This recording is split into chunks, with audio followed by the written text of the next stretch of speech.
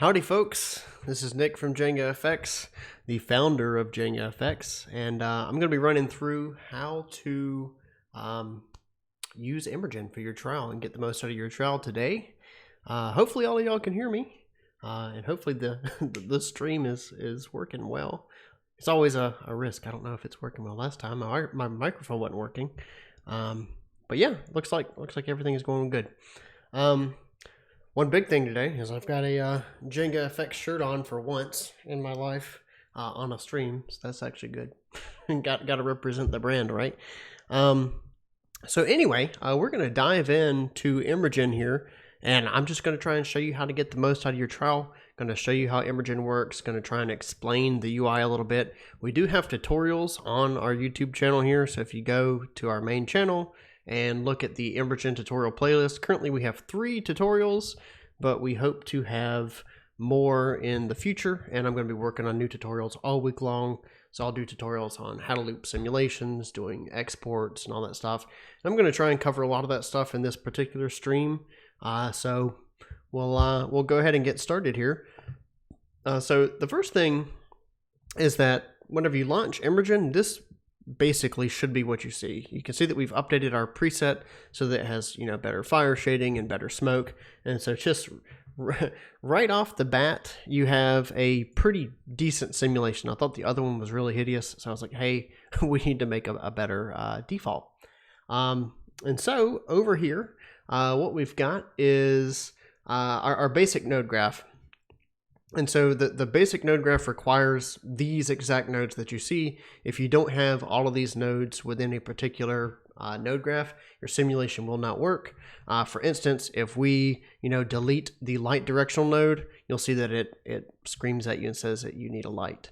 And then if you click the light, you can see that we have like a orientation gizmo showing you where the light is and things like that. And so some quick tips is whenever you're working with simulations in EmberGen, if you press R on your keyboard, that's going to restart your simulation. So for instance, if you open a preset that we have and it's not playing or whatever, you can press R to restart it, and then spacebar plays and pauses. You can also see that we have icons up here to do all that stuff as well, to restart the sim. And we've also got like a settings parameter to improve your viewport rendering and things like that. And then we've also got some transform gizmos.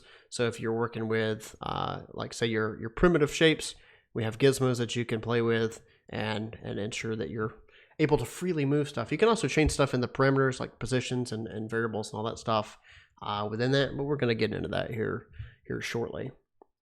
But before I get into that, let's go ahead and see the slew of questions that people are throwing at me. Will the 2-week trial be available when it gets out of beta? The 2-week trial will be available forever. Unfortunately, if you activate your trial currently with our current software version that we have, if you activate it in the future, it's just going to say expired. But if your trial does say expired and you want to try it again, or there's a new version that you're looking to try or whatever, just email us. We'll give you a trial extension key, and you can try for a couple of extra days or a week or something like that, depending on how long of a trial extension we give you. So are we hiring? We probably will be later in the future. I have some plans to do some more hiring, but not right this second. Let's see, any tools to export a cache to UE4 Niagara? Not yet. We have plans for that. It's coming up eventually, but I don't know when.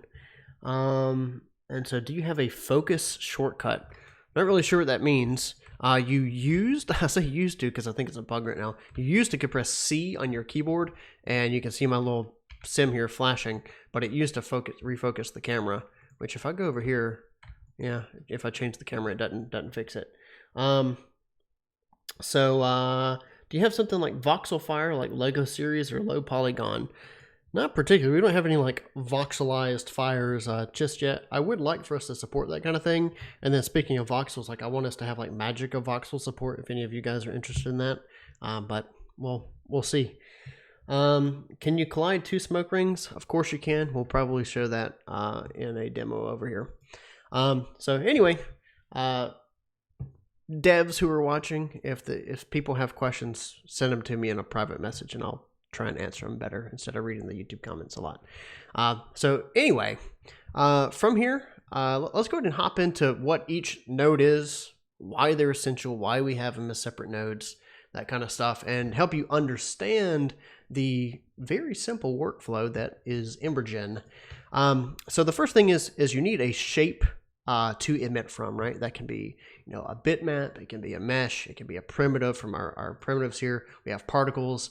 And the cool thing about our node graph is if you don't know what can hook up to what, or it seems confusing or whatever, you can just drag off of any pin and it will tell you what you can hook up to essentially. And so if we go to like our shape, we can drag off, we can see that, okay, well, we can hook up a primitive, we can use a mesh, noise, particles, a blend modifier, and then just a general modifier. And so for instance, if we drag off another primitive over here, pressed Q to bring up our transform gizmo, you can see that now we have two spheres.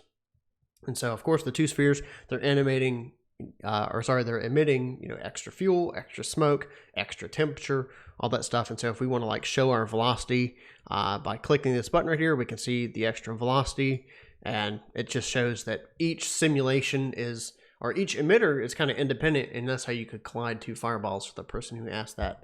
So yeah, it's definitely pretty cool. And this is going to allow you to compose multiple emitters and things like that. And the other thing is that like with primitives, which I go over this, I think in my emitter tutorial, I think I have an emitter tutorial that I already uploaded. But essentially, these specific shapes, they are local space in regards to the emitter. So you have specific transforms for shapes, and then you have a specific transform for the emitter itself.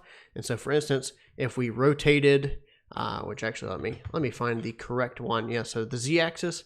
So if we rotate the z-axis here, you can see that these cool little shapes are gonna rotate around the axis where the emitter is. And so if you hold Alt is going to tell you where your particular shapes and emitters are. So the green box hexagon thing, I have no clue what that is, what shape it is. It's some kind of shape. And that particular shape is like a low polysphere.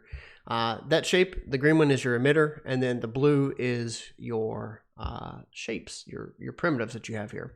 And then of course, with your primitives, you can have, a box, or a torus and a sphere or whatever. And what we can do is, like, if you're trying to build a custom emitter shape and things like that, you can turn off your emitter activity, and then inside your emitter you can just click show emitter. Previously you had to plug things up into your into like a collider node and do some kind of workaround, but now we just have it. You can show your emitter, and so now we can see the SDF version of our emitter here. And for instance, like let's say that we wanted to, since it is a signed distance field, if you're not sure what that is, you can look up SDFs on Google. But essentially, it's a great primitive method for us because it allows us to easily voxelize things and then blend and morph shapes together. So if we drag off the primitive node here, left click, drag off, we can see the options that we have.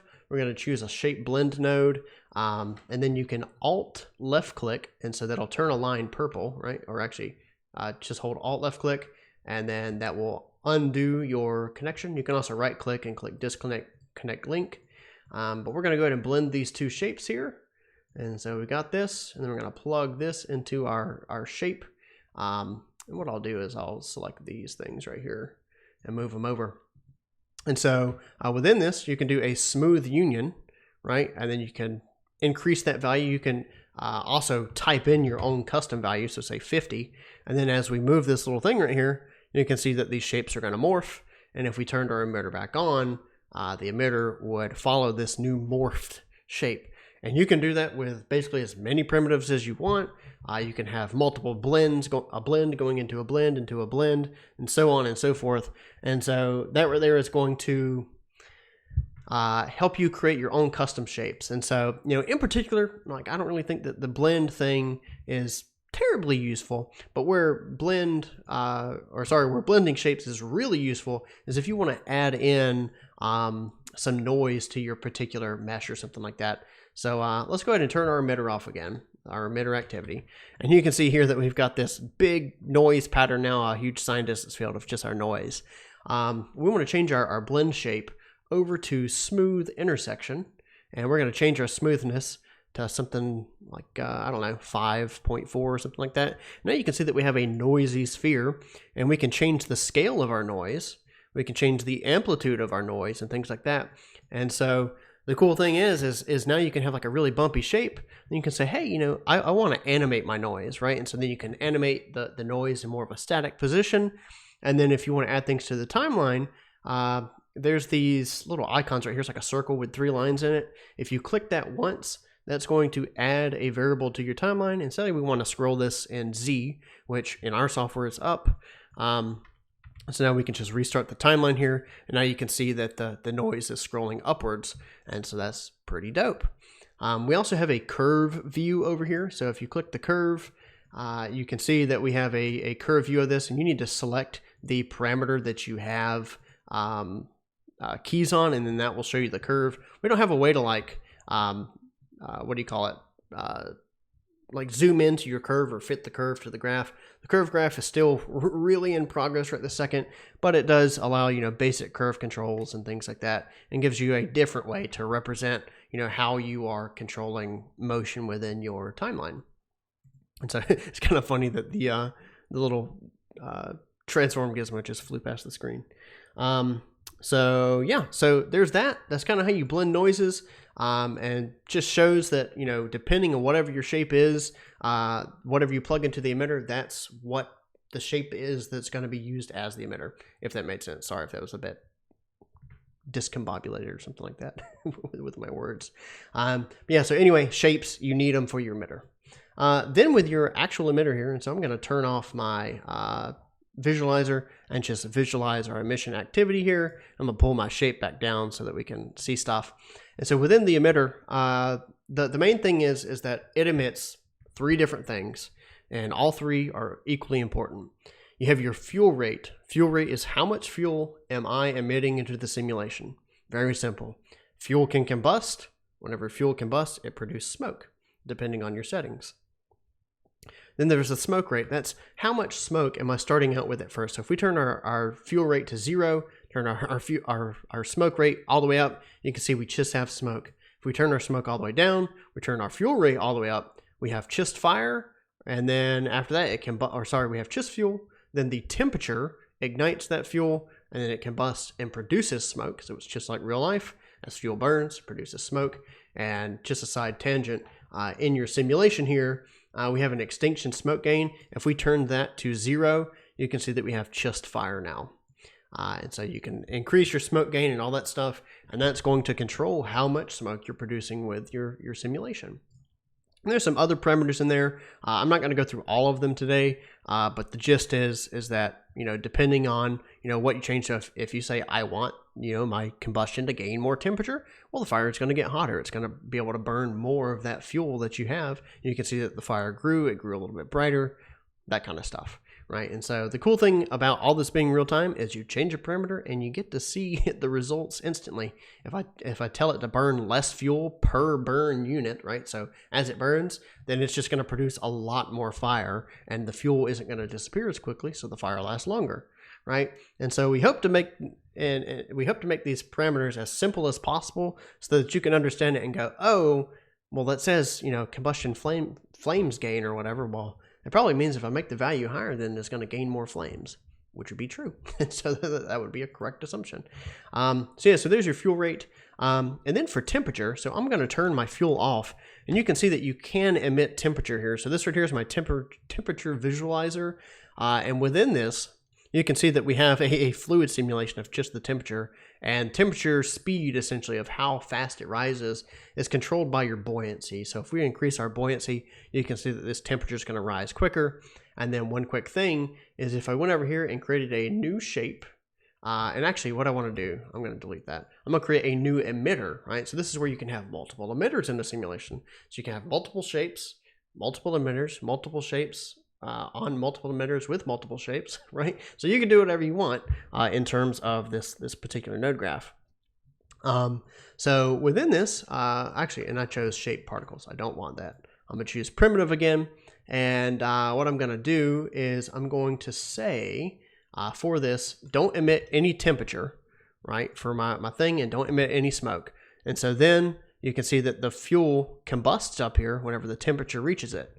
And so, and if we go to our volume node, so if you want to visualize fuel, we can go over here, we can click render fuel, and you can see all of this thick stuff is our fuel. You could change your fuel color or whatever if you wanted to, so we can make it like green or whatever for some debug color. And you can see that as the temperature hits it, boom, it combusts. And right this second, our combustion isn't perfect.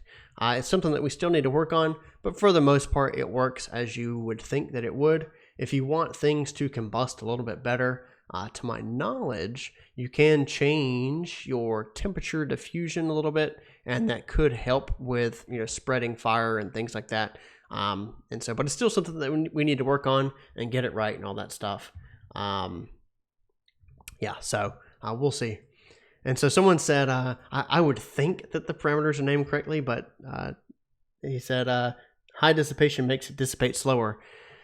Yes, those parameters are kind of ass backwards, so to speak. So it's basically how those particular decay parameters that you have here, it's how many seconds until you reach 50% of your current value, which is kind of an odd way to think about it. We probably need to rethink how we're choosing our decay variables, but essentially the higher your smoke dissipation rate is, the lower it decays, which is very confusing. And so we'll fix that one day, I promise you. So yeah. So from here, I'm going to delete this emitter node, go back to our general fuel rate and smoke rate and all that stuff. And I'm also going to lower my buoyancy again. Actually, you know, I'm just click new preset so that I get the default back again.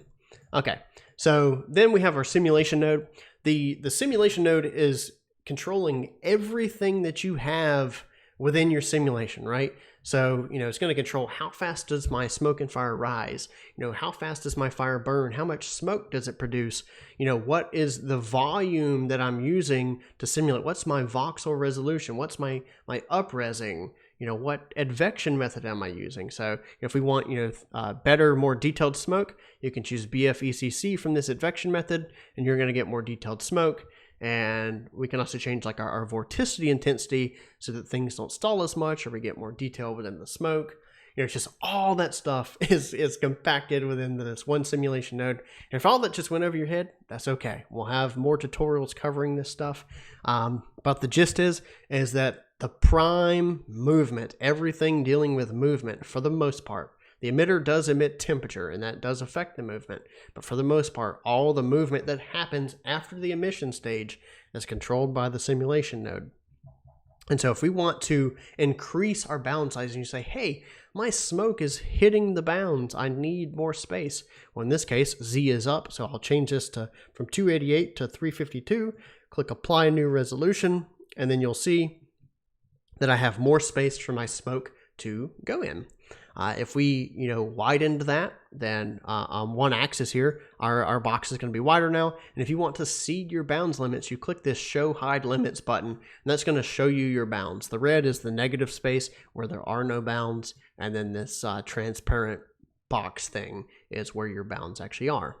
And we'll probably have lines to outline this too as well. And we're probably going to rename show limits to show bounds or something like that, because I feel like that's more accurate. So yeah, somebody said, take my money first. Please, we will gladly take your money. Go to our website at the top, click see your pricing, and buy the software. We need your support, guys. We can't develop all this if we don't get money. So go buy it.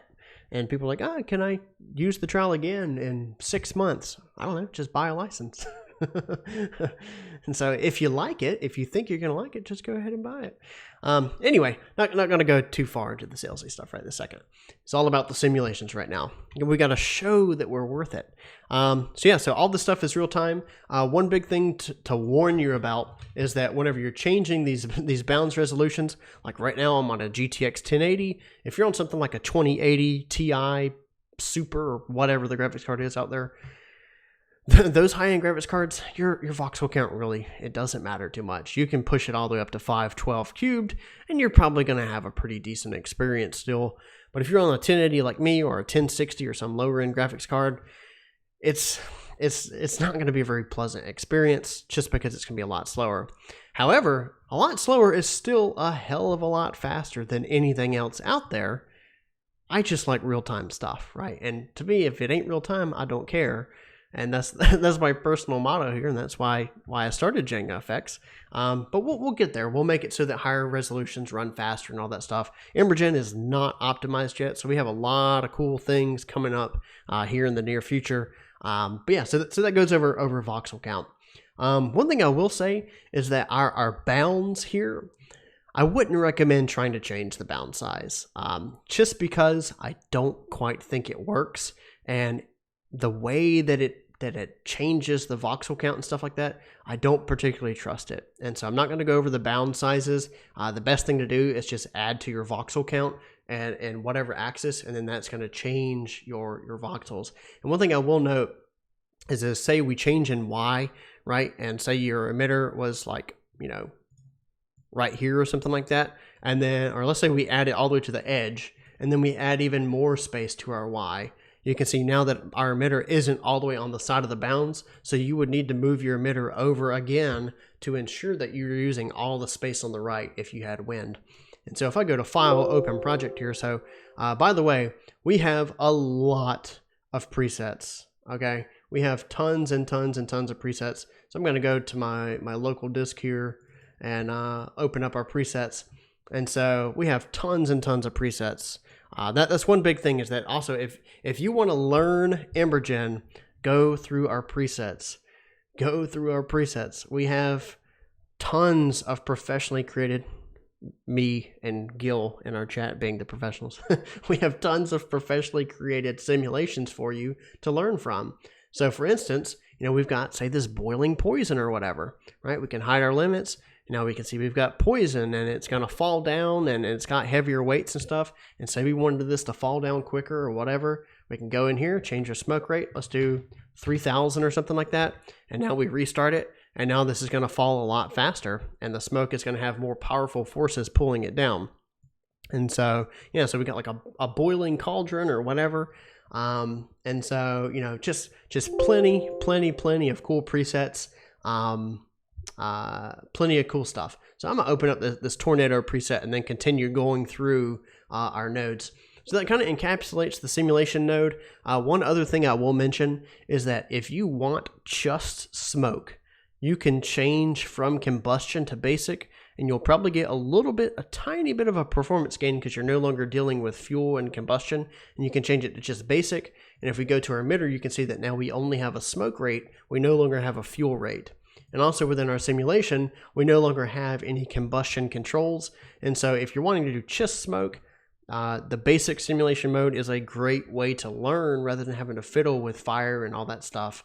And if you do want to shade this with fire, one thing you can do is you can go over here and you can say change your smoke fire mix ratio, and you can add black body fire radiance essentially to your basic smoke. And so you can color the temperature channel of the fire in your basic stuff without combustion. So this is just using the temperature channel to control this. So we can like increase our black body intensity and all that stuff. And so speaking of that, the volume node, this volume node right here, this is what's going to control everything dealing with how your simulation looks color-wise, right? Shading-wise, all that stuff. So if for instance, if we want, if we pause this and we want, thicker, darkness, on our smoke here, we can change this right here, this extinction shadowing parameter, and it's going to change, how far light can travel through the smoke. We can also change like our shadow ranges here, and so we can have, less shadows if we want to. And so then our extinction shadowing will make it darker, but it won't travel as far if we lower our long range shadows, things like that. We also have like ambient shadowing so that you can create really dark spots if you want to. And this is great for whenever you're simulating or actually exporting flipbooks. If you're exporting, image sequences, things like that is really awesome. And you can use our renderer to do all that stuff instead of having to go and wait 10 hours in some other renderer. you can just export it straight from our software as a texture. And I'm going to get into exporting VDBs and flipbooks and image sequences and stuff here in just a bit. And so some other cool things, which actually, let me make sure I didn't go too far ahead on simulation. So we do have, in the decay setting, if you want smoke to dissipate faster, you lower this smoke decay setting.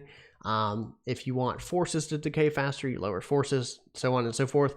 If you want it to cool less, you increase the cooling amount, which I know that's kind of the opposite of what you would think. Once again, this is how many seconds it takes to reach 50%, as you see here. So in this case, 4.89 seconds before it would reach 50% cooling, then another 4.89 seconds to that 50%, so on and so forth.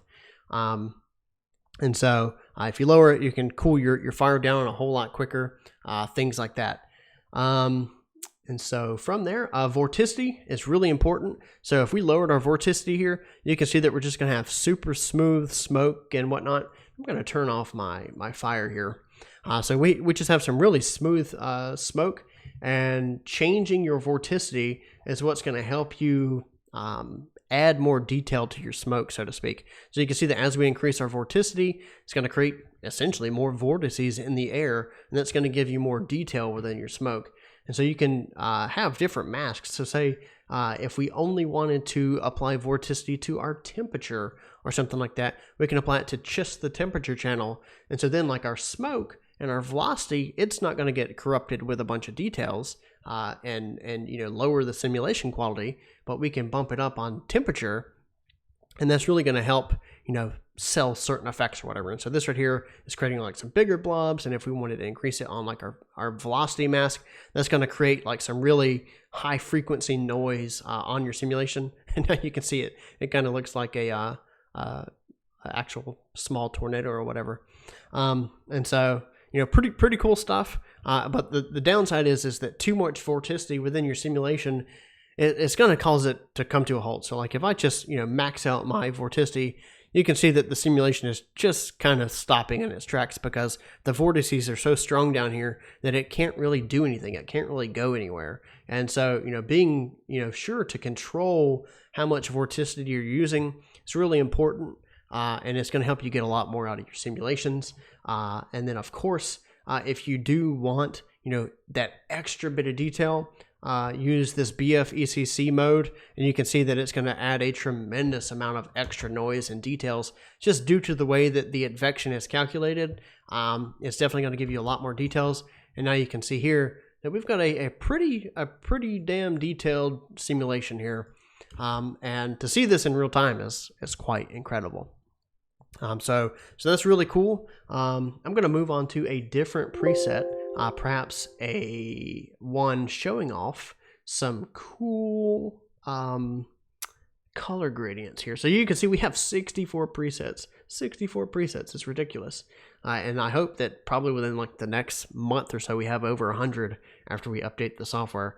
So here's this fire torus. And so this right here is just as basic a fire as you can get. So if you're wanting to start out making fire, load up the fire torus preset. You can change your primitive shape to, kind of whatever you want. So say, we've got our torus here. You can change it to a box or a cube or whatever. And that will allow you to fix stuff and change your shapes and create cool fire. And so within that, let's see, I don't really have anything else. I think a lot of the other parameters are pretty much self-explanatory. I'm not going to really go into diffusion, but diffusion kind of smooths out. It essentially smooths out each channel to allow it to be more diffuse. Turbulence, not really going to get into that right this second because I have yet to fully understand how it works. I need to learn a little bit more. It's surprising. Developers need to learn stuff. So I need to learn that a little bit more. Shredding, it essentially groups up temperatures and makes them rise faster and more together. So you can see that if we increase our shredding, our fire is going to get a lot more violent. And then you can increase like your thresholds and things like that to get more temperature values within that, and change how fast your flame is grouping and rising together. Just be careful with this because it can cause things to rise really, really quickly, and your stuff can go out of bounds like blazing fast. So, pun intended. But then we have like our wind chaos as well. So if we increase this to something like 10, you can see that this fire is just going to go crazy with, blowing wind and all that stuff. And so wind is definitely very useful. And we also have like ways to block, different things on your bouncer. So like if we wanted to block the ceiling over here, and then we increase this and make it go up, let's show my limits here. And so if we go up, now the fire is going to collide with the roof of the bounce. So if you don't want things to go out of the bounce, maybe you want it to collide, you can change that setting too within the simulation node. And I think that's about it for the simulation node. If you have more questions, you can ask us on Discord or something like that, and we'll get things going. And so yeah. So from here, let's open up a different preset here. Maybe we open up a gasoline explosion or something like that. Yeah, so here's a larger explosion. And we're just going to kind of pause this and mess around with the volume here. And one thing you can do is in the scene node is going to control everything that you see within the simulation minus the volume. So if you want, an atmosphere or a ground or whatever, you can add that kind of stuff in the scene node.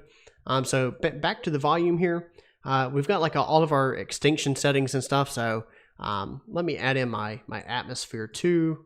And so that way, and I think I need to change my Rayleigh scattering. There we go. So now we have our atmosphere back, and we should have a sun somewhere. And sorry if this is a bit laggy. This explosion is quite large. So one thing we can do is we can change like our azimuth for the sun, and then we could, just for giggles here, show you kind of how smoke color and stuff works. So this part is slightly confusing because you see smoke color and fire color. This does not control the smoke color and fire color. It only controls smoke color and fire color whenever you have a gradient exposed to it. So if we click this right here, this fire color, you can see this pin icon, and that exposes the variable up here to the volume. If we click it again, you can see that it disappears and the gradient on our fire disappears. If we drag that back, actually we can't drag it back because I need to change the volume. So we go to fire color, and then we go up to our gradient. We can plug that in again. Now you can see that our little fire down here does have some gradient to it. So yeah, the smoke color and fire color does not control the fire unless you have a gradient hooked up to it. This smoke color right here is actually controlled by dense and thin colors. You can control it by a gradient, and then dense and thin isn't used anymore. But for instance, if we just said, 1, 1, 1 in all of this, to make it white, we can do that. Or you can also grab our color picker and kind of change the tints and stuff like that within the color picker. And so we'll just max this back out at white. And so now we have this cool little white volume. And then in here, what we can do is if we scroll back up to the lighting category, this is what's essentially controlling how your smoke is looking. And your shading is super important, as your shading is what's going to show you all the details that you do or don't have, essentially, right? And so within this, like I said, if we change our extinction shadowing, that's going to control how much light is passing through this volume. And then our in-scattering probability is saying, how much sunlight is going to pass through our volume, which we do have some kind of weird rendering error here. We might have to log a bug for that. That's kind of odd. Maybe I have some kind of blown out values or something like that. But in general, those values wouldn't be there. It looks like it may be related to in-scattering. But either way, then we also have like our phase extinction, which is, how good the sunlight propagates through. I guess you can consider it like a feathered radius around the simulation. And that's going to change your how it's shaded on the outside edges over here. And so you can just kind of play with this stuff. We have like our ambient shadowing, which you can increase or decrease. You can see that if we just completely remove our extinction shadowing, you're not going to see really any details in your smoke.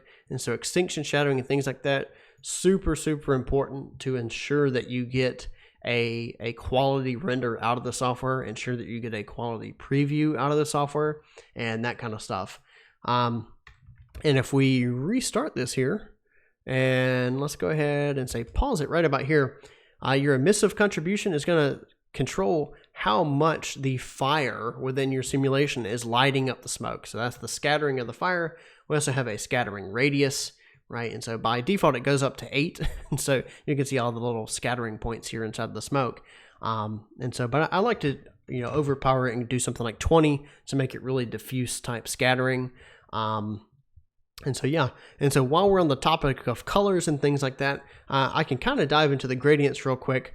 And so within your color gradients, you can see here, which what we'll do is I'm going to go back to my scene node. I'm going to remove my checkerboard, going to remove my atmosphere, and then I'm going to turn off my smoke.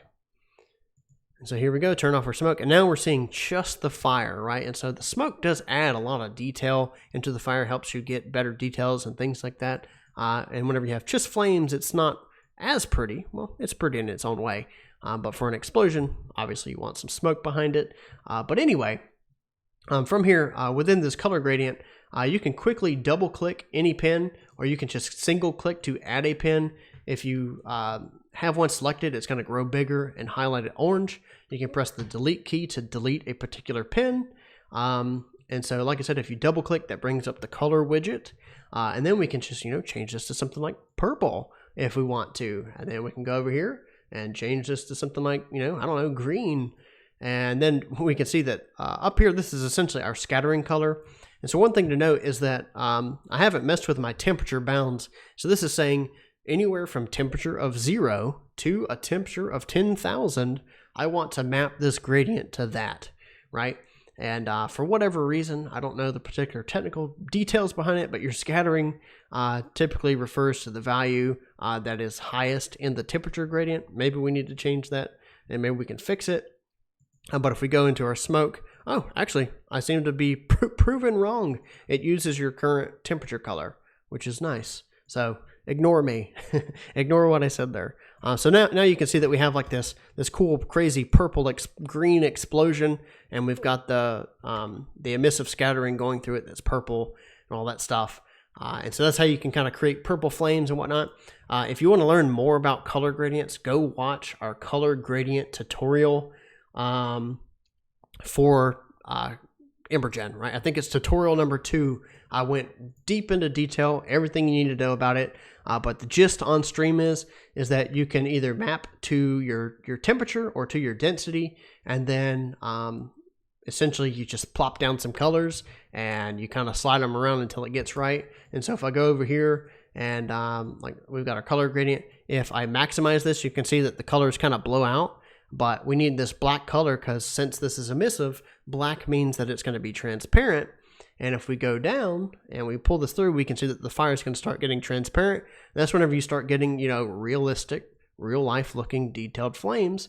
Of course, this isn't real life looking because it's purple. But I mean, if we make this, like an orange color again, and we go over here to our green and we kind of boost this back up, boom, you've got a realistic fire within seconds. And like I said, if you want a good gradient to learn from, open up the Taurus fire.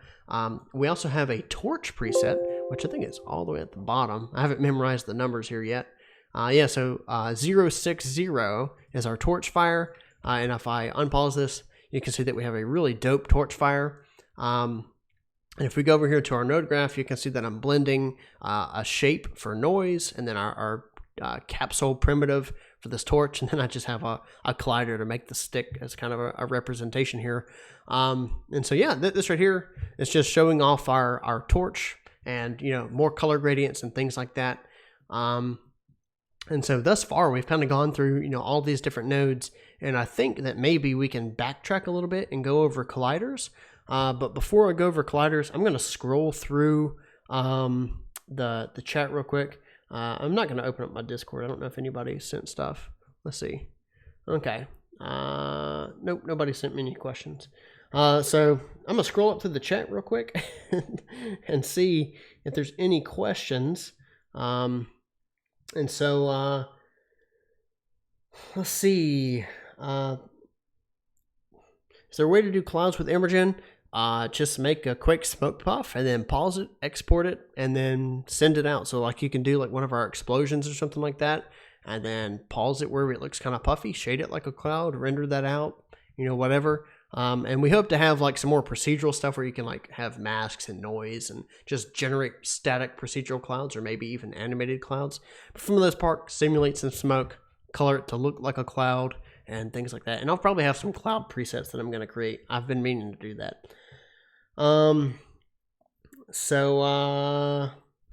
Thanks for the live stream. Anyway, to export a Limbic or a low-res mesh out of the simulation? Not yet. That's planned eventually. I don't have a timeline for that kind of stuff just yet, but it is planned.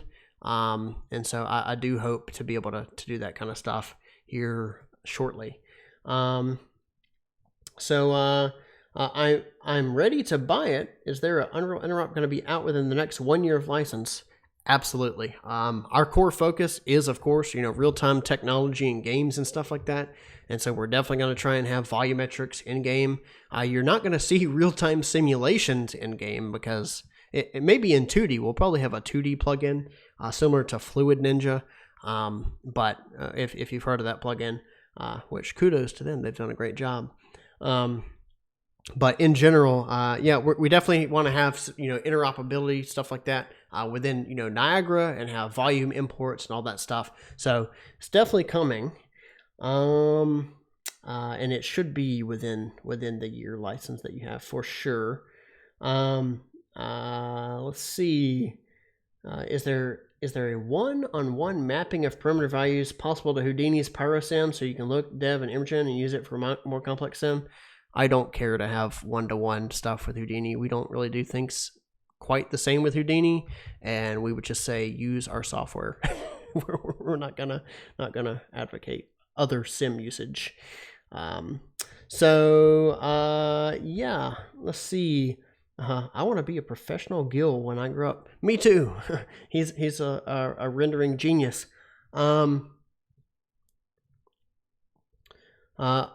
Us and Otoy, what's all that about? Go watch our Otoy stream. Essentially, they're just creating a separate, or we licensed our source code to them. They're creating a separate project essentially called EmberGen Effects, and it'll be integrated directly into Octane and all their other little plugins like Brigade and Sculptron or whatever, right?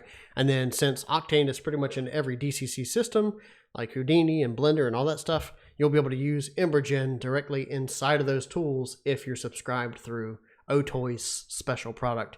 We're going to keep on developing our own standalone software. We've got our own roadmap and our own plans, and nothing on our end is changing. It's just they're giving us the ability to reach more markets, particularly within MoGraph and film and things like that. And we can keep our focus on the simpler side of MoGraph and film, and then mostly games, since that's what our tools are built for. But we've got everything. We got a little bit of everything for everybody, right? And we'll go over that with our exports. Let's see. Anything else? I'm just kind of scrolling through really quick. Please tell me you're not going to be eaten up by Autodesk. I have no plans to get eaten up by Autodesk. So yeah, no plans. As far as we can see, we plan to release lots of tools and, be alive for many years. And so if you want us to be alive for many years, go buy a license. we need everybody's support so that we can survive. And so I'd love to see how you can export VDBs. I'm going to get into that here soon. And so, yeah, that's about it. I'm not going to answer any of those other questions just right this second. I think I might have saw another one. Is a Quadro better for this program or a video game card? I'm not sure. It just depends on how much memory bandwidth that particular card has, and then that kind of determines how fast your simulations are going to run. But I mean, in general, if it's near a GTX an RTX 2080 Ti or something like that, it doesn't even matter. And I mean, a Quadro is so ridiculously fast, it's probably going to run EmberGen like a piece of cake. So anyway, let me drink some water here. I'm talking a million miles an hour.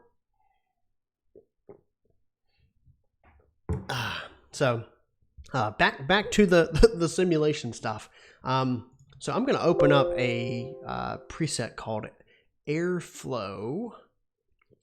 Let's see, Airflow collisions. And so here we go. So we've got an airflow collision demo, right? And so we've got some colliders going through spheres. And in this case, we have a collider node. And your collider node is what's going to tell EmberGen that you want to collide with something. And I'll show you some more advanced colliders here showing actual meshes in just a minute. And so, for instance, if we took this sphere and we moved it, you know, the airflow is going to change, the collisions are going to change, the movement of this particular sphere is going to inject velocity. So if we show our velocity here and we move this up, you can see that the arrows are moving up and down with this ball because it's injecting velocity into the simulation. And so within the collider, you have a velocity transfer option. The collider node is very simple. It just says, do you want repulsion from your colliders? And so you can see the airflow changed quite a bit, and now it's essentially that the colliders are pushing away from the simulation. So if we look here, you can see some vectors turned away from the sphere. That's just saying, hey, you know, push everything away from me, right? And so you can change the distance repulse. That's going to change how far reaching the repulsion effect is for the collision node, which I don't know if it'll update too much. Yeah, if I change it to 200, it doesn't really change the visualization much. But that just shows that you have, you know, a distance that you can play with and things like that. We also have friction, so, you know, is it going to slow the smoke down as it passes by and things like that. And you can see that the smoke is kind of changing as we increase the friction over the surface of the objects. And then, you know, like I said, the velocity transfer here, which, see, if I move the colliders, this goes back to local space versus world space. So the collider's in world space, and the collider shapes are local to it. So if I move just the collider, then all the shapes here are going to move. And if I move just a single primitive, just that primitive is going to move. So yeah, so that kind of goes over the collider node. It's really simple. And so, like, let me open up my flamethrower project here. I'll show you how to add a quick collider, you know, from scratch, right? And so if we go over here, we just drag off the collider node, select a collider. We want to drag off the primitive node, and we're gonna turn this up like that. And I'm actually gonna lower my voxel resolution here a little bit so that it's easier to control stuff and so that it's more real time. So we go over here, so we got this really dope flamethrower preset, and now you can see that it's colliding with my sphere, and that's how simple collisions are. If you had a mesh, you could import a mesh and have that do things, and then say you, for whatever reason, like you wanted this primitive to, you know, emit some stuff. And so what we can do is we can just copy and paste our emitter here, and we can plug our collider shape into our emitter, and now you can see that it too is emitting fire, so you can make it look like it got set on fire or something like that. So really cool stuff, really cool stuff. And our shading here is really, really dope. And once again, the secret sauce is a gradient. And so that's how we got such a dope thing here, is our gradient. So yeah, from here, essentially, let's see here. I'm looking at some comments real quick. So yeah, no OTOY isn't going to cannibalize our app. Our standalone is going to be the same, and honestly, the gist is that since we're licensing our source code, they're just going to try and make EmberGen FX one-to-one with our software. So if you're looking up a tutorial for our software, then it should be pretty much the same. And of course, with Octane integration, it's going to be a little bit different because they have more nodes and stuff like that. But for the most part, it's going to be exactly the same. There's not going to be anything cannibalized. And, you know, like I said, our standalone is still going to be its own thing. We're still our own company. We can do whatever we want in that particular case. And so we're not, you know, we don't have a gun to our head or anything, so nothing's going to be cannibalized.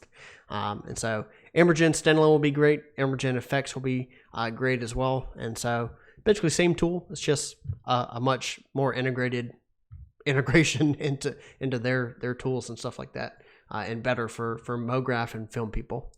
So yeah, so we can see here that we had some crazy temperatures going on in our simulation. So let's go to like a let's see,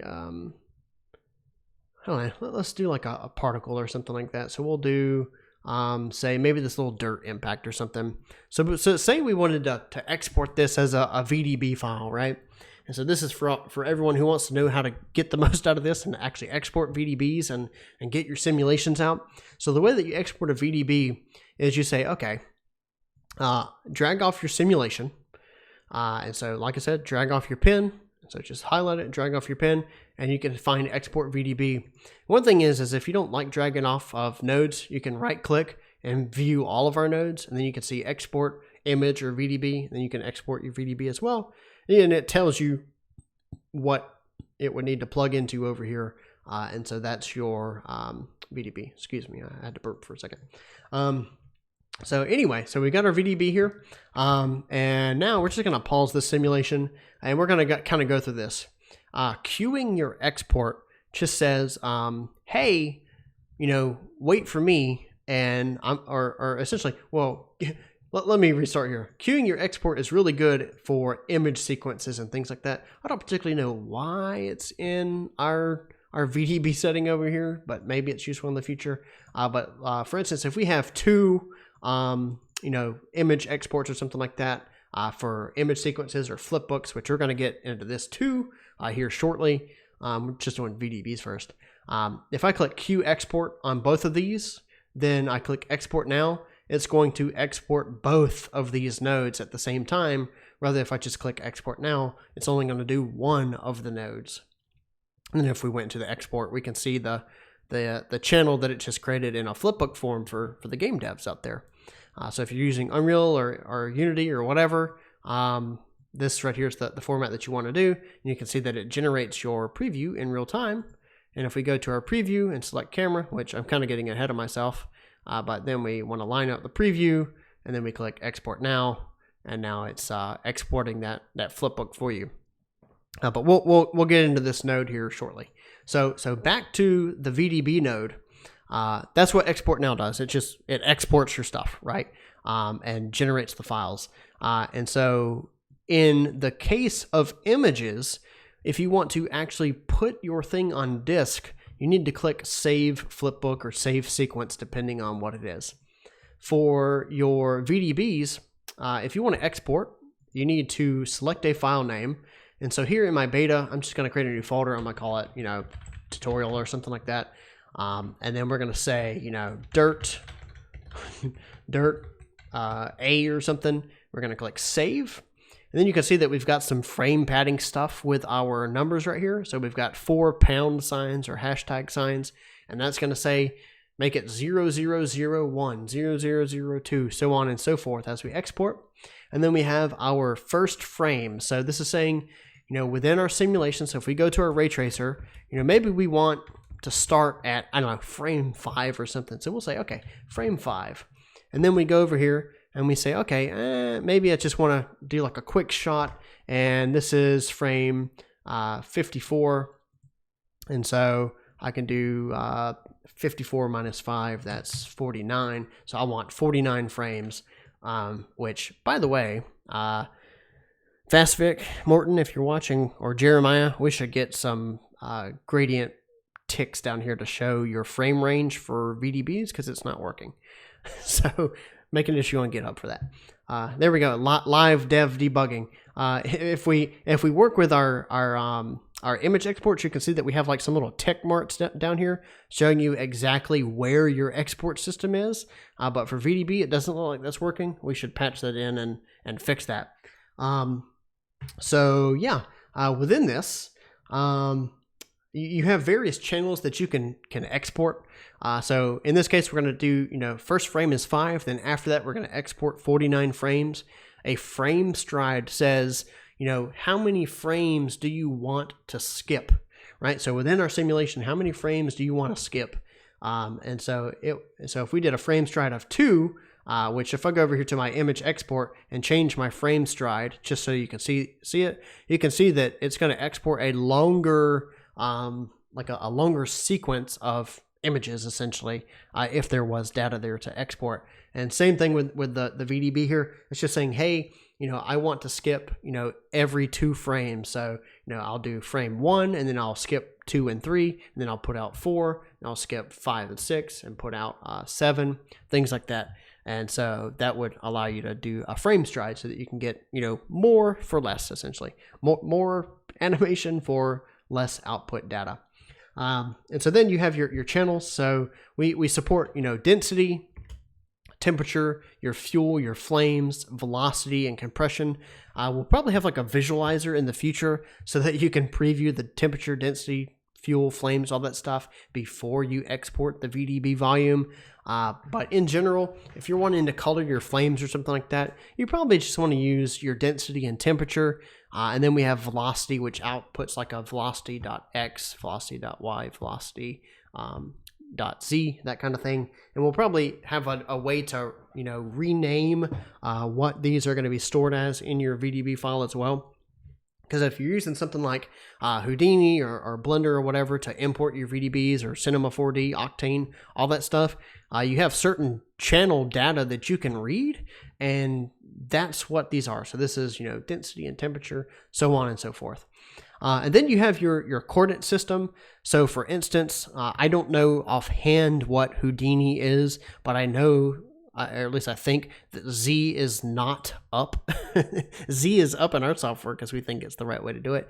But it's a big debate in the software industry. Is Y up or Z up? Whatever. So anyway, so you have your coordinate system. You can export to the coordinate system of your choice. So let's just say, for instance, if Houdini is, Y up and right-handed, you can select that option, and then by default, the VDB will be oriented correctly where you're going. Then we also have a unit length. So for instance, maybe in Blender you're exporting and it's just gigantic. So maybe you want to change your length, your scale to millimeters or something like that. And then finally we have a threshold, which if I go to my volume, essentially the threshold, which this right here, it doesn't export. And so we can kind of go here, right? And so we can kind of change our threshold, but this is kind of the inverse of what I'm speaking of. This right here is more what I'm talking about.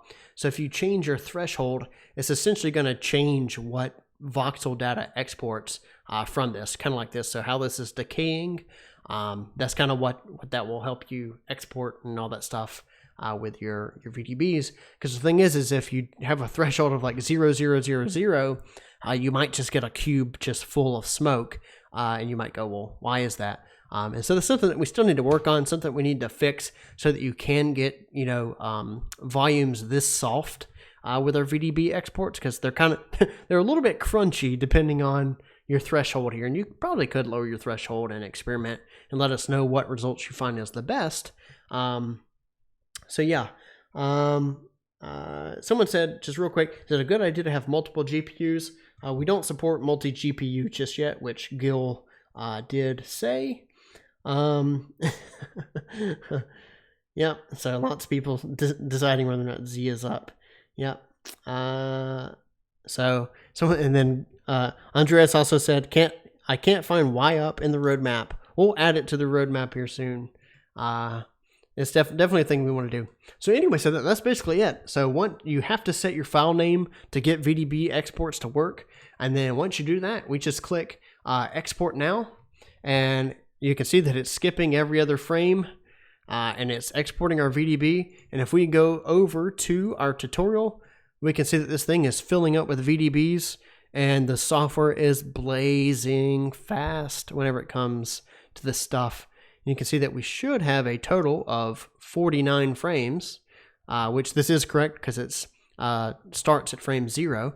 So there you go. So there's your VDB files, and if you load them into Blender or whatever, it would load it as a sequence if you select all of them. And so there you go. That's how you export VDBs. Really simple. And so I can go to a different simulation real quick. And so let's go to our EmberGen Beta. So let's see here. We go to our presets, and let's just I don't know. Let's select our space gate or something like that. So we've got our our space gate here.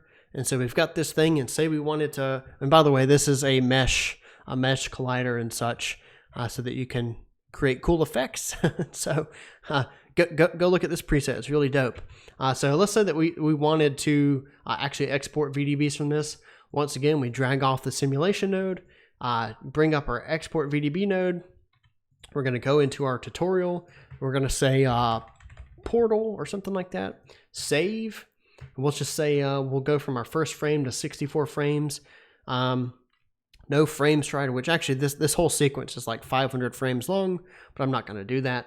And we'll just do our density and maybe our temperature. Don't export flames. We'll leave the rest default. Click export now.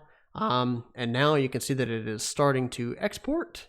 And I probably needed to export a little bit later since it takes a while to get things going.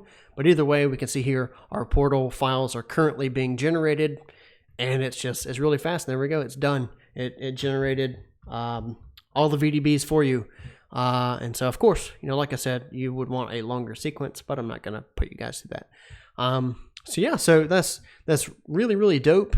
That's how you export VDBs. And now I'm going to get into flipbooks and how to manage your image sequence and flipbook exports. And so I do have a little file that's really useful for games. It was a little thing that I actually used in an upcoming cinematic that I'm making, and I just call it Game Explosion. And it looks kind of boring. It looks like a little boring explosion, but the detail is from the top. And so if we go over here, we've got we'll call this our final render. So you can rename nodes, and we'll go into our capture node. And so once again, if you want to add channels that you want to export for your flipbooks and things like that, you're going to want to click this plus sign. And then we've got different channels that we can render. And so just as a side note here, if we show off in the preview here, so I'll show it with some fire there. So we're going to zoom into this preview. I'm going to go into my settings. And so if you want to change your preview size, you click this setting icon right here, and we can change our sprite size to, which actually, come on. Can I change my sprite size? There we go. 512. And now we have a bigger preview of our shape here. And so then we have our different channels. So we've got a key light. We've got just our ambient smoke. We've got just our emissive channel, right? So this is what you would plug into emissive in Unreal or Unity. We've got our scattering. So if you want to tweak just the scattering of your smoke or whatever, you can change that too. We've got our motion vector. So if you have motion vectors, and you can see that all this stuff is a live preview of your actual simulation. We've also got like our temperature. We've got a smoke mask. We've got a flame mask. We've got just albedo color, which in all truthfulness is not very useful for games and such. We've got our emissive channel, which the difference is that emissive, in render emissive, all that is it's essentially just the flames, right? It's just the flames, no scattering. Emissive, however, is your flames and your scattering channels put together, right? And so if you're wanting to put something, as an emissive channel in Unreal or something, you want it as realistic as possible, you're probably going to want to use this emissive export rather than just your render emissive. But in the instance that you wanted to control scattering separate from the emissive, you would want to export these two separately. And so from this, within our emissive channel, we've got that. We also have normals. And one thing to note is that whenever you are capturing, so if we go back to our capture node here, and let's say that we select, which by the way, my thing is lagging like crazy. Let me go back to flame mask, and I'm gonna change this preview back down to 256, just because it's easier on the GPU. Because the thing is it writes these frames right here every single like every frame. It's writing a new texture to the GPU, and that's really expensive. Hopefully we can tweak that to not do that in the future or something. But essentially, if we go back to our normal, we can see just a little bit of something. YouTube compression might not let you see it. But then if we go into our capture node, this goes true for anything that you're previewing or exporting. So if we go over here and we choose our normal, we can change our like mid-range shadows and stuff like that, and you can get a better, stronger normal depending on what you want. And so if you want to control the settings for what you're exporting, for what you're previewing, you add it to the capture node over here, and then you can change like things like the intensity and stuff like that, and that lets you export the normal map. And if I play this, you can see that it is generating this normal map in real time. And so all of your exports are real time, of course, for flipbooks. So I'm going to be able to show you this kind of stuff here in the future. So let's just say that we like that normal map and we want to export that. And we can rename this right here to normal, right? And so we've got that. And then, maybe we also want, and so we also have a separate thing called derivative normal. And what that is if I play this simulation, essentially the derivative normal is going to give you really high frequency normal details.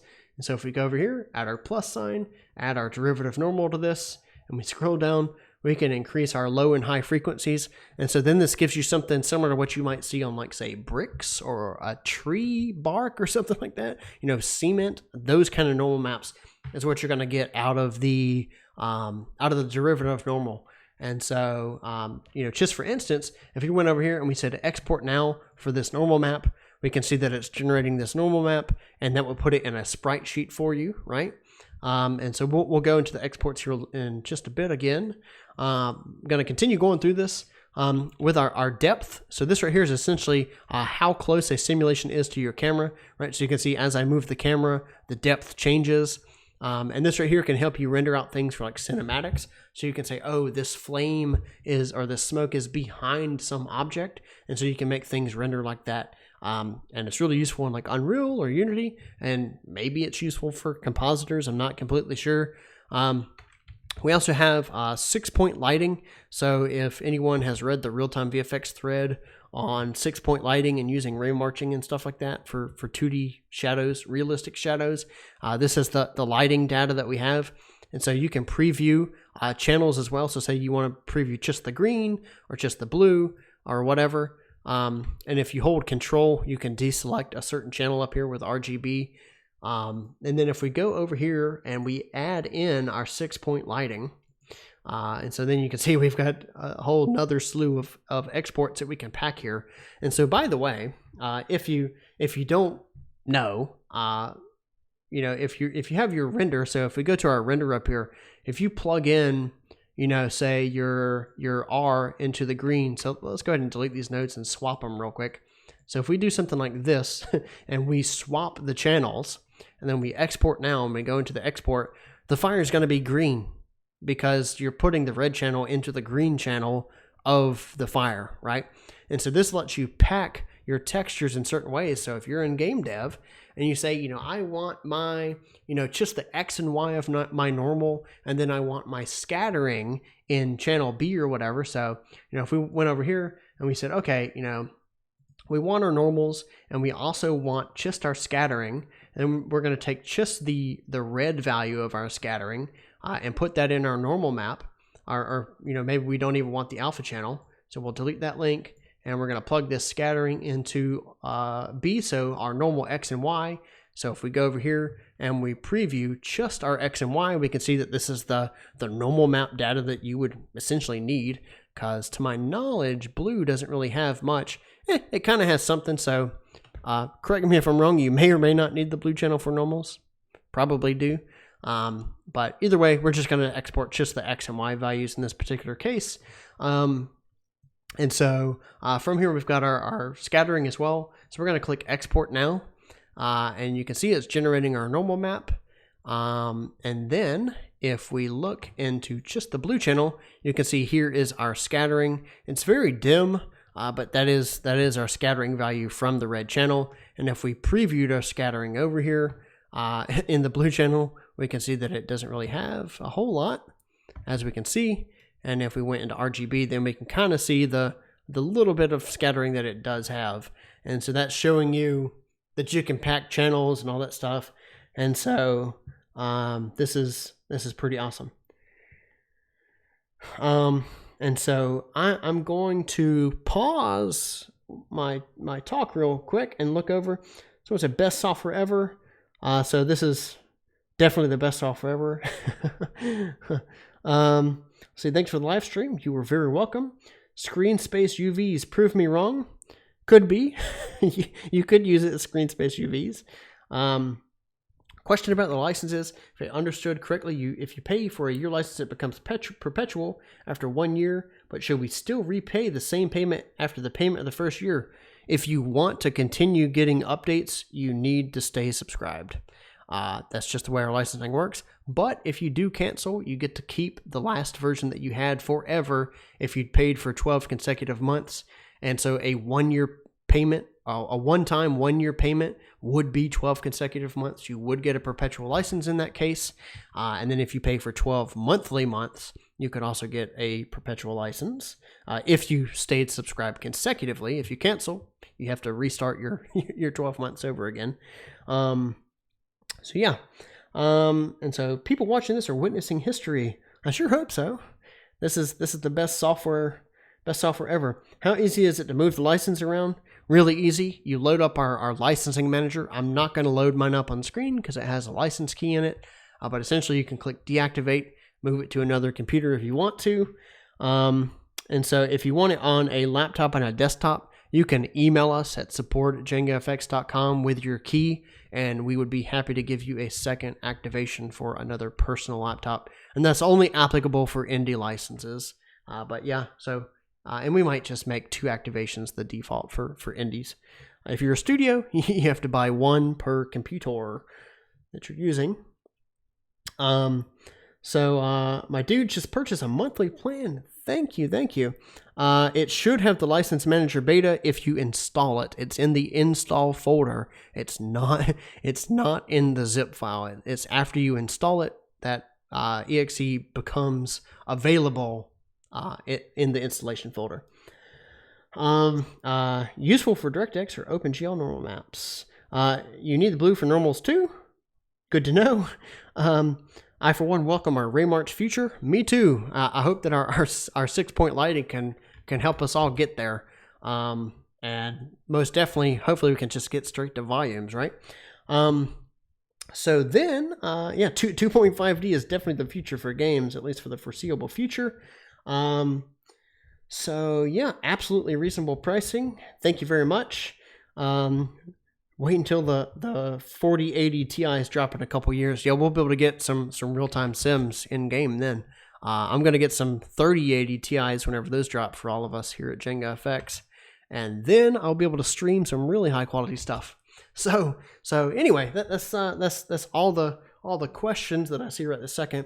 So we're going to dive back into getting this stuff to export and then changing these exports from just flipbooks to image sequences. So for all you game devs out there who are also using the miraculous Slate image sequence compiler and stuff like that, if you want to export an image sequence to that, you can do that. If you want to export for compositing purposes for all you film people, you can do that as well. Let me drink some water.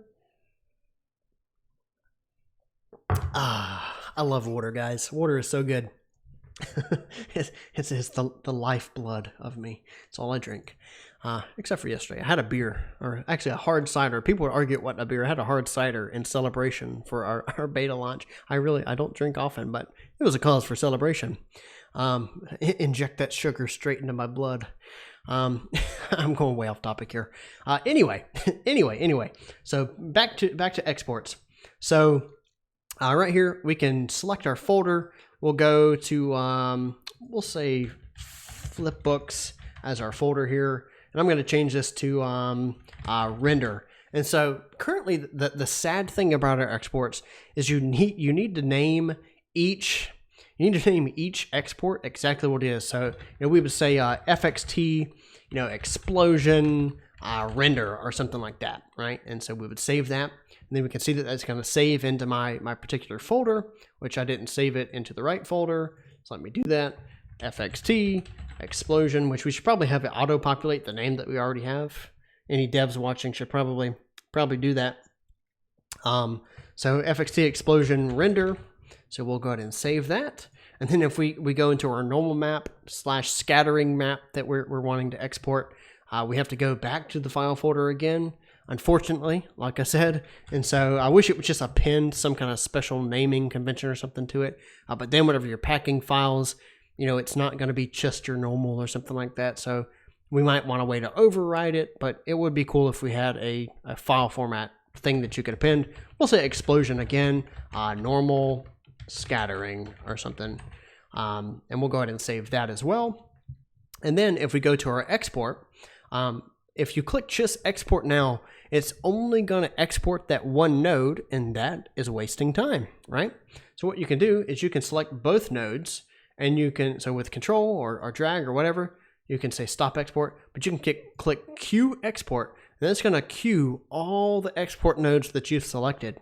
And then you click export now. And then, so if we click our final render, we can see that our final render is being exported. If we click our normal, we can see that our normal is being exported. And it looks like it stopped or hung up or something. Oh, did I click pause? I don't know what's happening. Stop export. Uh-oh, I broke it. Oh no, I broke it. I don't know why it broke. Somebody tell me. Let's see. Queue export. Export now. Okay, my sim broke, folks. My sim broke. Looks like I'm gonna have to restart the software. Oh no. That's bad. Let's see. We'll restart the software here. And oh, okay. Well, don't do that. All right, come on. I guess you can't have two instances running. Oh no, it's really locked up. Holy crap. All right, Alt Control Delete. Whoops. That was unfortunate. Well, while I'm here, here's our brand new website. Go check it out. We have an EmberGen simulation gallery. It's really dope. What are VFX artists saying? EmberGen is a generation ahead of all tools we've used for smoke and fire simulation. To be able to run this in real time eliminates a truly time-consuming hurdle in our workflow. The support team is also the best I've ever seen in this industry. Thank you for saying that, David Blaker. Thank you. So anyway, back to trying to load up EmberGen. It crashed. Yeah, so all right. Yeah, I see you commented, David Blaker. Yep. Yeah. Thank you for the testimonial. He's in the chat. There he is. He's famous on our website now. So back to the exports here. We're gonna have to figure out why that crashed. So here we go. We're gonna go back to our game explosion, and I'm just gonna pump out some channels here. And maybe we'll just upload just our normal and not try and do some crazy texture packing. Actually, I'll do motion vectors this time. So we'll do export. We'll do our export image here.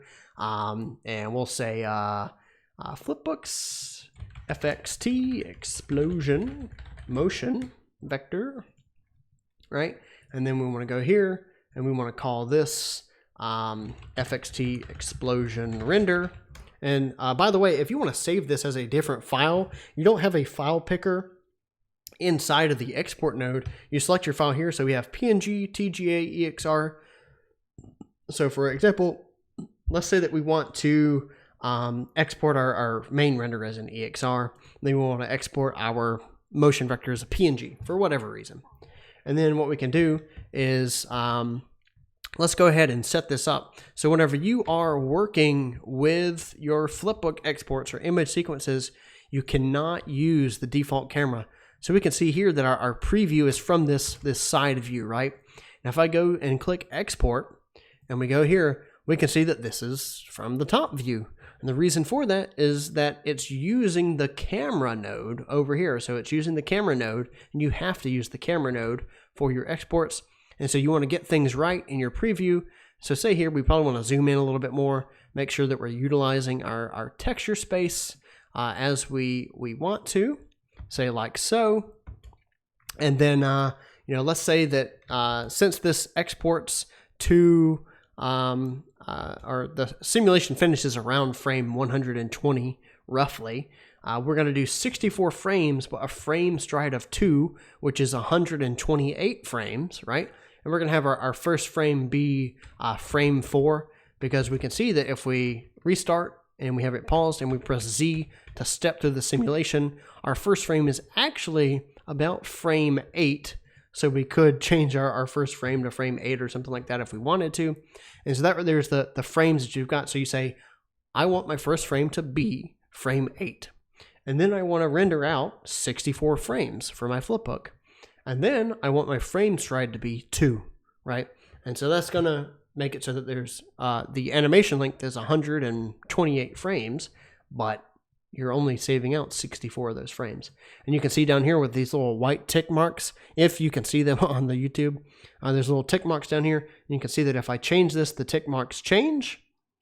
And so we can do 64, and that's going to be like that. And then, like, let's say that you had 73, you can do a power of 2 auto fit, and it will auto fit your texture based on the size that you have. So if we say 512 by 512, and then you click power of 2 auto fit, it's going to change the flipbook size to 4096 for you. So now we can export a 4K version of this texture.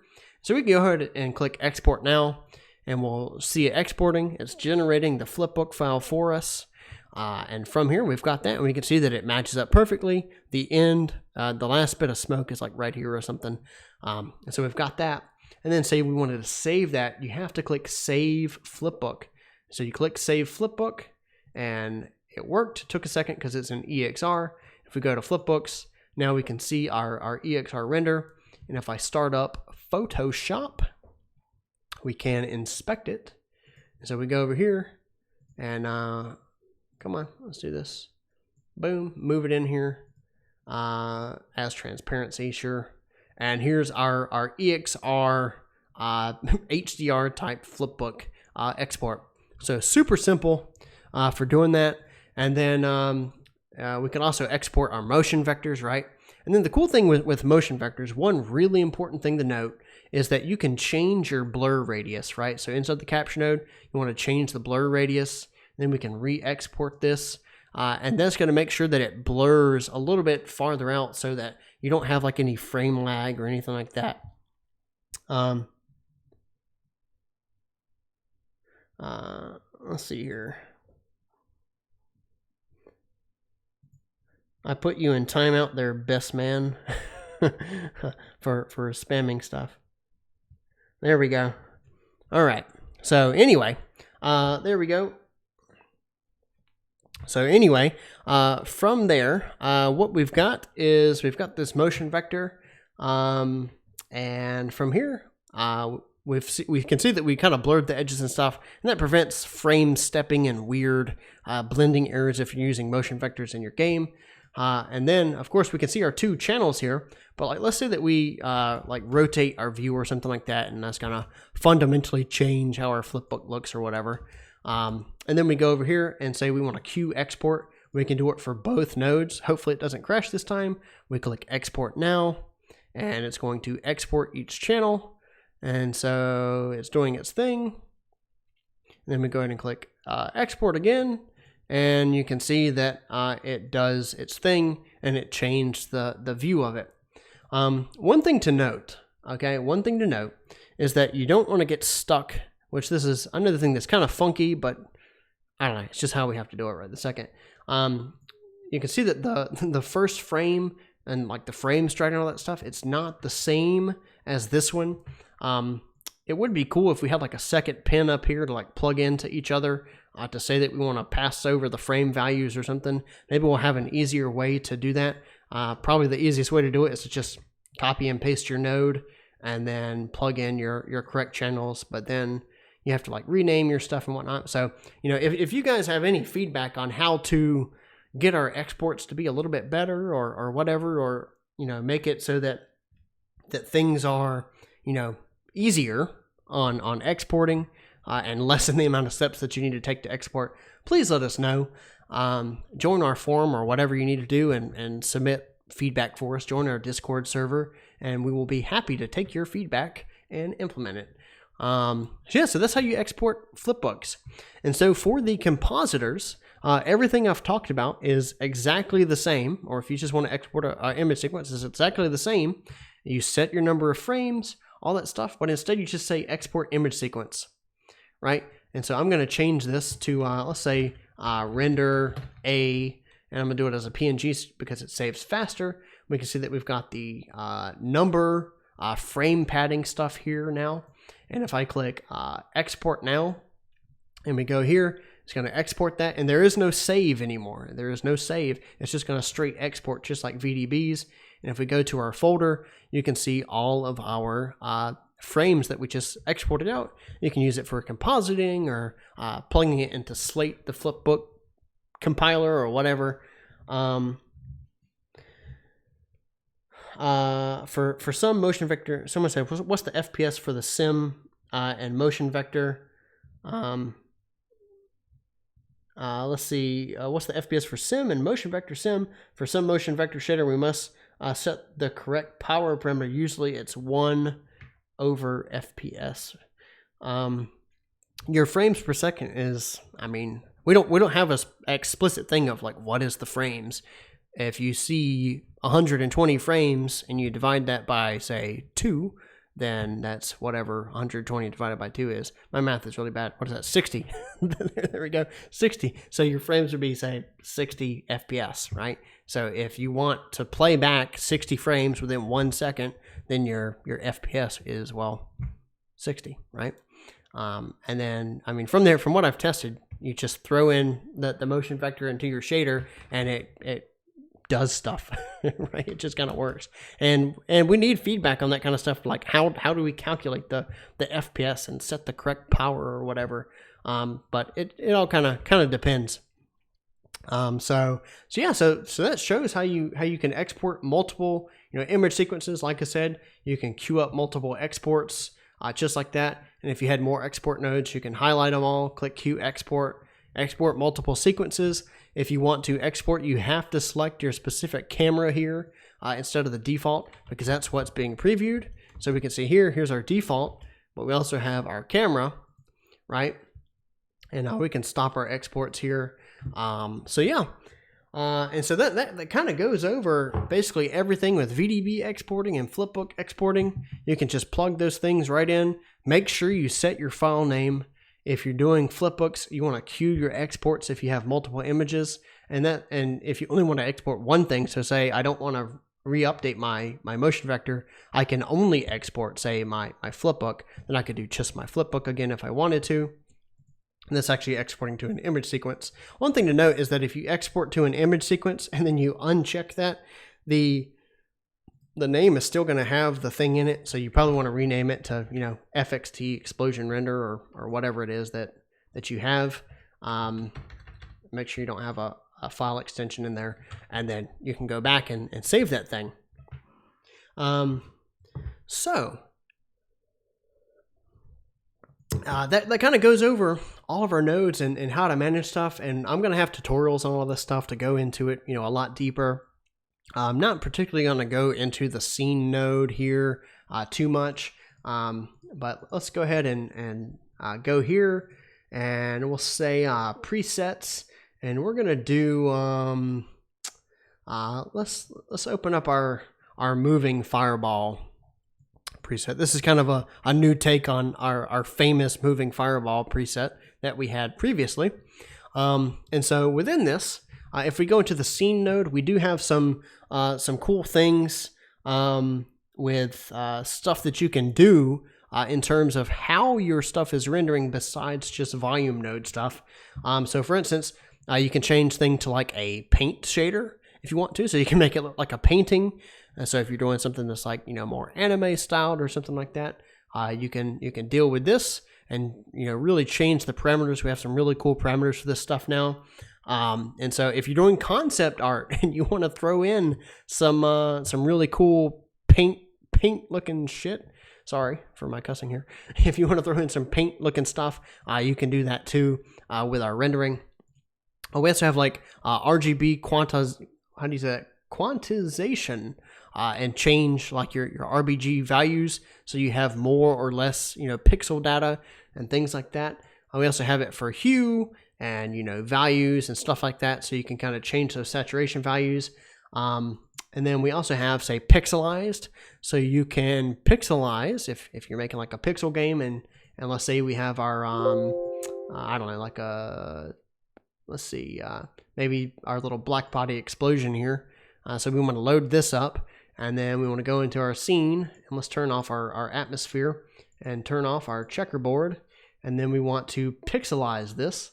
So we can do pixelized, and then you can see that you kind of have like a pixel explosion, right? So if you're making some really cool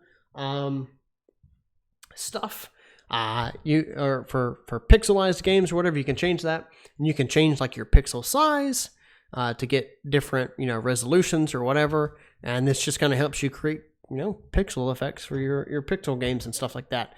So that's really cool. We also have an edge detection filter.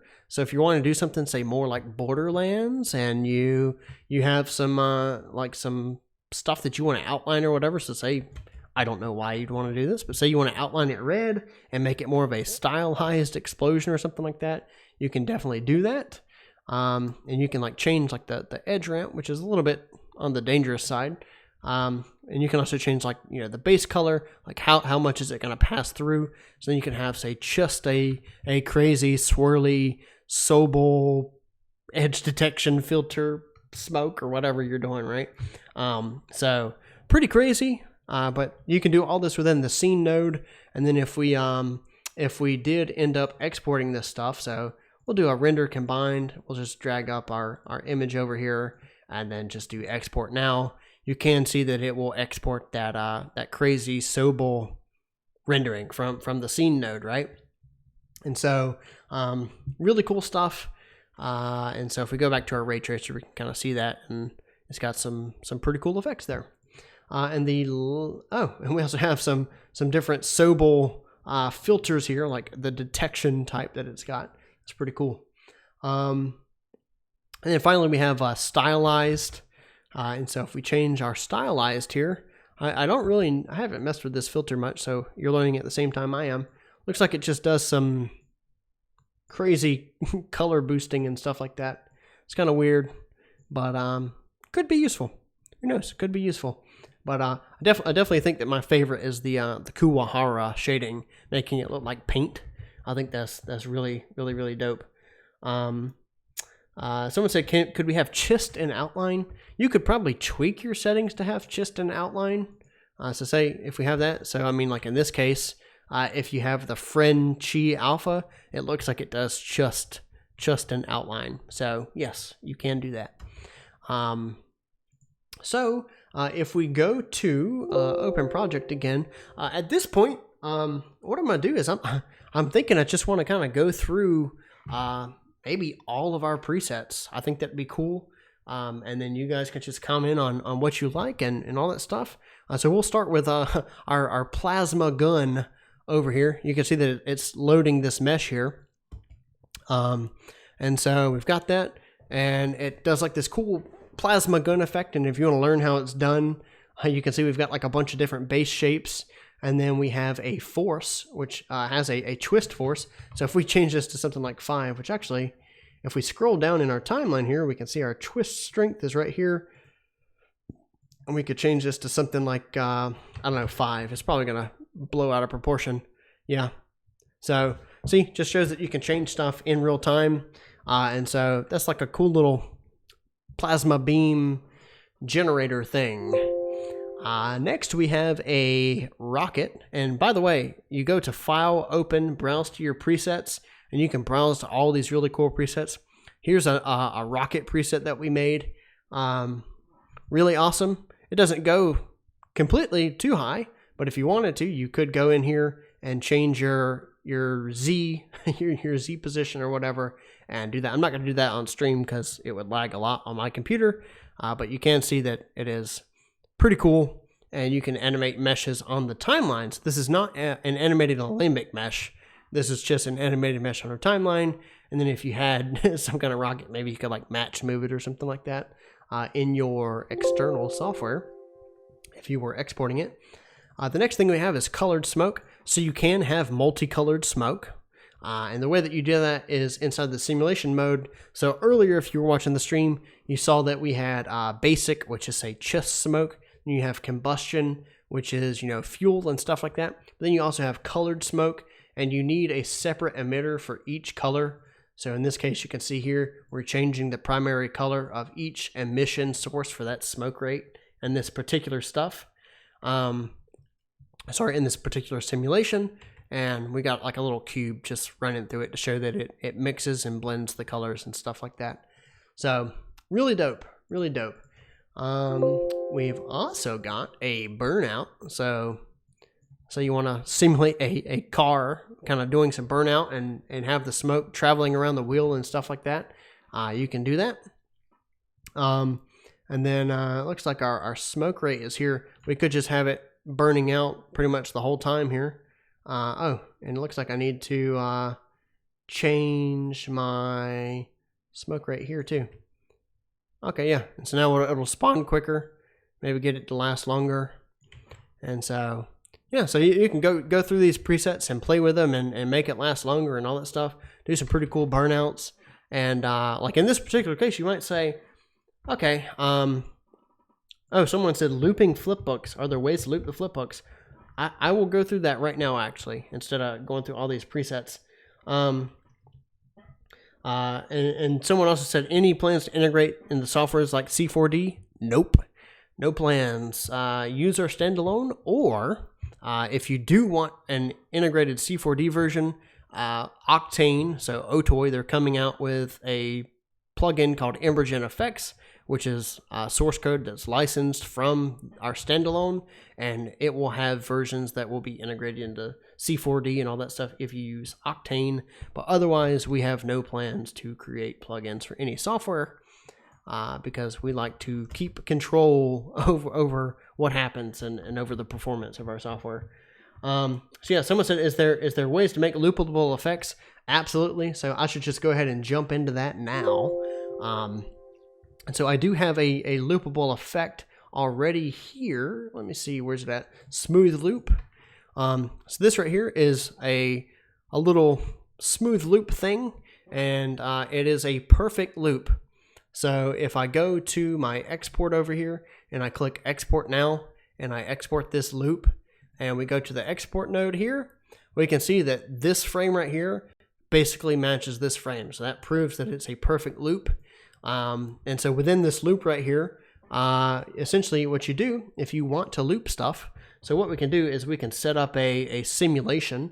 And so maybe let me look into like a I don't know, let's see, maybe we'll do just dry ice, heavy smoke or something like that. And maybe we'll try and loop this as it's falling down. All right. And so within this, and so someone said fake it with blending your in and out frames. You don't need to do that in our software. We have true 3D looping. So let's say that like at this point we want to loop this. So by the way, you can hold control on your keyboard and increase your frames here, like how many frames you're seeing. So we're going to go to our simulation and we're going to say it has a thing called timeline control. So within this timeline control, you have no looping.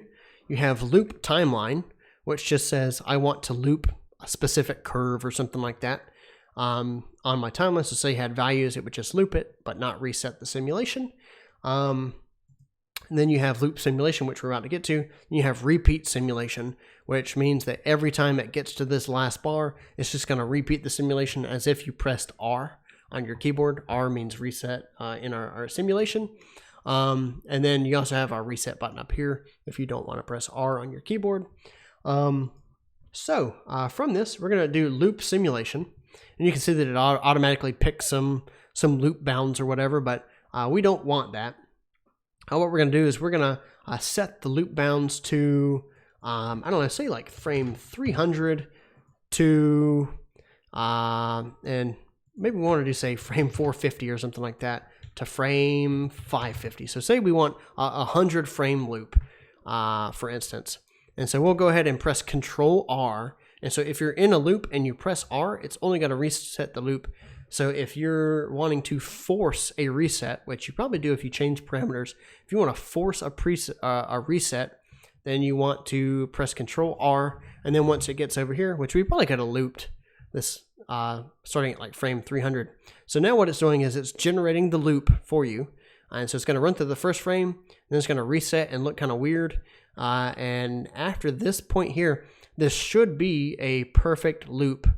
And so one thing to note is that we do have a bug right now with our quote-unquote perfect loops, and it's that like our vorticity and I think shredding and a couple of other variables, it causes the smoke to not loop correctly.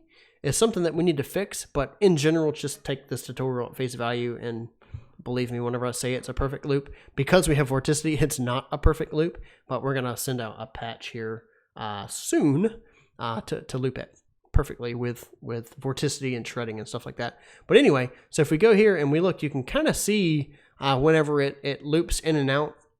And so inside of our looping simulation, we have some different settings. So you can do like a static blend, which is similar to what Houdini would do in terms of blending. You also have a blend curve. So it's saying, you know, like what is the curve that you want to use for your blending. So you can do like smooth step or quadratic or whatever. And this is going to loop your simulation perfectly, depending on what your curves are and stuff like that. What we have found is that a dynamic blend, so static blend just says, okay, there's interval 1, which is this, right? So this is the first interval that you're blending between. Then it has interval 2, and we're just going to kind of offset those. I'm pretty sure that's what a static blend is.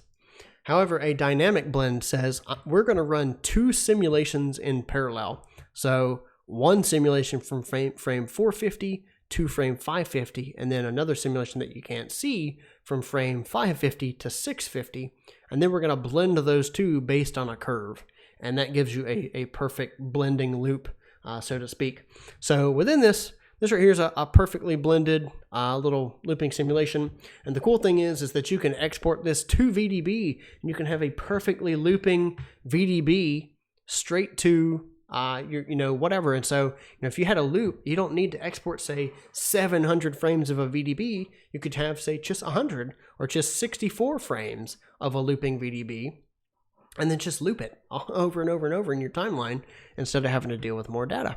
So that's why looping is really powerful. And of course, you can loop, smaller simulations, larger simulations. One thing that looping does not really work on. So if we go to, say, an explosion, let's see here.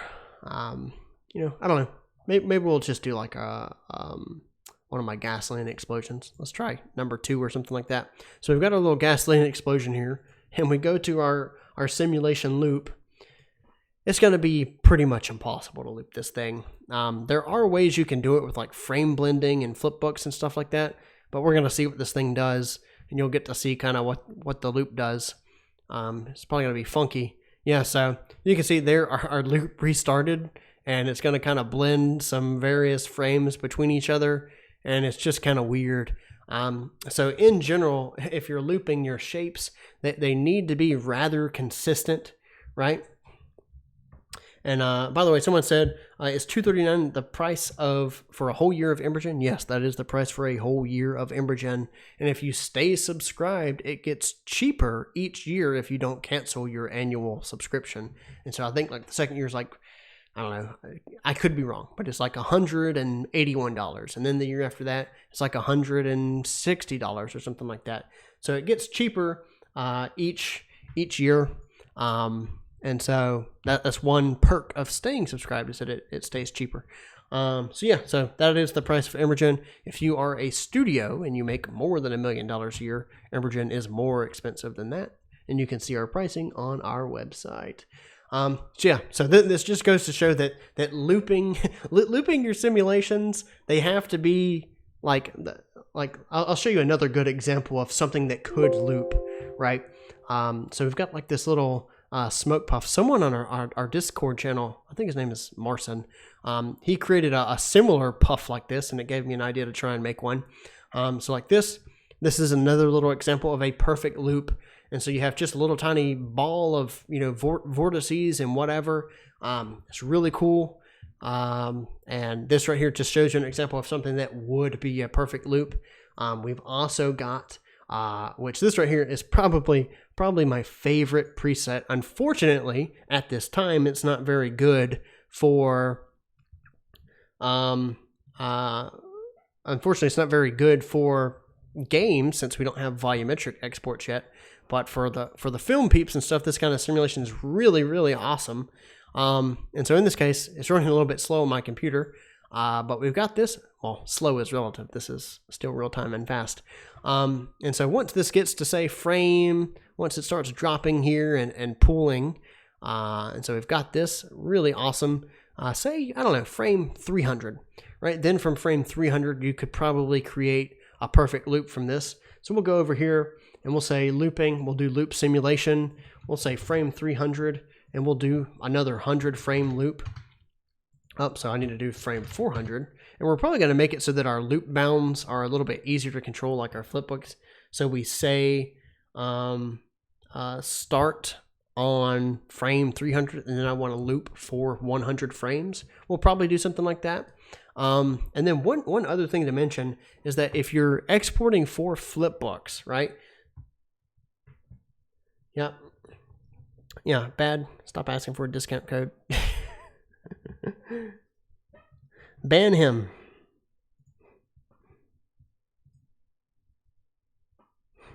Anyway. From there, basically, what we've got is annoying people, right? Look at them. Look at every 284 people you shame him. Anyway, so we've got this. It's starting a perfect loop now, and looks like we're on our loop frame 400, and we'll see the shift in the loop here. And so it's going to kind of blend and do whatever it's doing. So yeah, it's pretty cool. And so you can kind of see the shift in transparency or whatever. And somebody said, just for transparency's sake, how powerful is your computer? My computer is a GTX 1080, so it's not an RTX 2080 or anything like that. It's just, you know, a couple generations old at this point. Yeah, so that's about it in that case. So yeah, just a GTX 1080. So this right here is showing you that you can do a perfect loop for, you know, pretty much any simulation as long as the general motion is the same. And you can see that, like, you got like some weird blend fade outs and stuff like that, but you can't really do much about that. You could, you know, increase your loop length and stuff like that. Someone also said, does this take advantage of RTX or optics? Nope, because RTX, to our knowledge, is only good for polygons and stuff. So yeah, and so let's go ahead and go back. So that shows off looping. Oh shit! I was going to show you what you need to do if you have flipbook exports. So I'm going to go back to 55 smooth loop over here, and in your simulation, right? So in your simulation, if you're wanting to do a loop for your flipbook, you have to make sure that your frames start on the right step, essentially. So if we go over here, this right here is a 128 frame blend, but we only want, say, 64 frames. So we're going to do a frame stride of 2. We're going to click export now. And you're going to see that the first frame is going to be blank, right? And the reason this first frame is blank is because it's skipping the first frame due to the frame stride in this loop. And so inside of your loop simulation, you need to change this to 255, right? Because the first frame is inclusive. So if you do from, say, 128 to frame 256, that's actually 129 frames because it counts 128 towards that counter. So you want to do 128 to frame 255, and then that is 128 frames. Then we go to our export over here, export now. We're generating our flipbook. Now the first frame is there, and it's a perfect loop. Right? So just make sure that you keep that in mind whenever you're working with loops, And just remember that the first frame is inclusive and that it's counted towards your total loop bounds. And so if you see a blank frame in your export, that's why you have a blank frame. So yeah, so from there, let's go ahead and keep on going through some of our presets here. I'll show you the swamps preset. This is actually really cool. So one thing to note with the swamps preset is you kind of need to wait just a little bit for the sim to do its thing, and then you'll start seeing some bubbles and stuff like that popping up. At least it used to do that. Oh, there we go. There's a bubble popping up, and we've got some more bubbles. And so it kind of does like some cool little geyser looking things periodically. You can see them over there on the edge, and as the sim continues, you get like these cool little bubbles forming and stuff like that. So we're already at frame 1000, and it's starting to get these cool little bubbles and offshoots and jets and stuff like that. So pretty cool. Then we can do a cannon. So this right here is a pretty cool simulation as well, and it's using pressure to force this out of the cannon hole. So if we go to here, we can see our additional pressure. So if we turn our pressure down to 0, so this right here is a confined space, right? So the one that's on the inside is a confined space, and if you don't have any pressure, well, nothing's going to come out. So if we increase that pressure to 1000, and then we show it off, we've got this cool thing, and boom, your fireball comes out. You've got a cool shockwave that's going out of the cannon, and so these are using multiple emitters. So you got one for your shockwave, you've got one for the little wick thing that burns at the beginning, which is a really nice, cool detail touch. Then you can also see I didn't see this before, but the little camera kind of jerks, or the cannon jerks backwards, which is really dope. So it's really cool. And so that shows that you can use meshes as colliders. And we've also got a shed. This is a similar thing. Someone had too many tacos, apparently, and so too many beans, and so they're kind of blowing up the outhouse here. And once again, this is most likely using additional pressure rates, which it is, and then you can see that it just kind of blasts right through this door. Someone said, do the loops export in VDB? Absolutely. They absolutely export in VDB.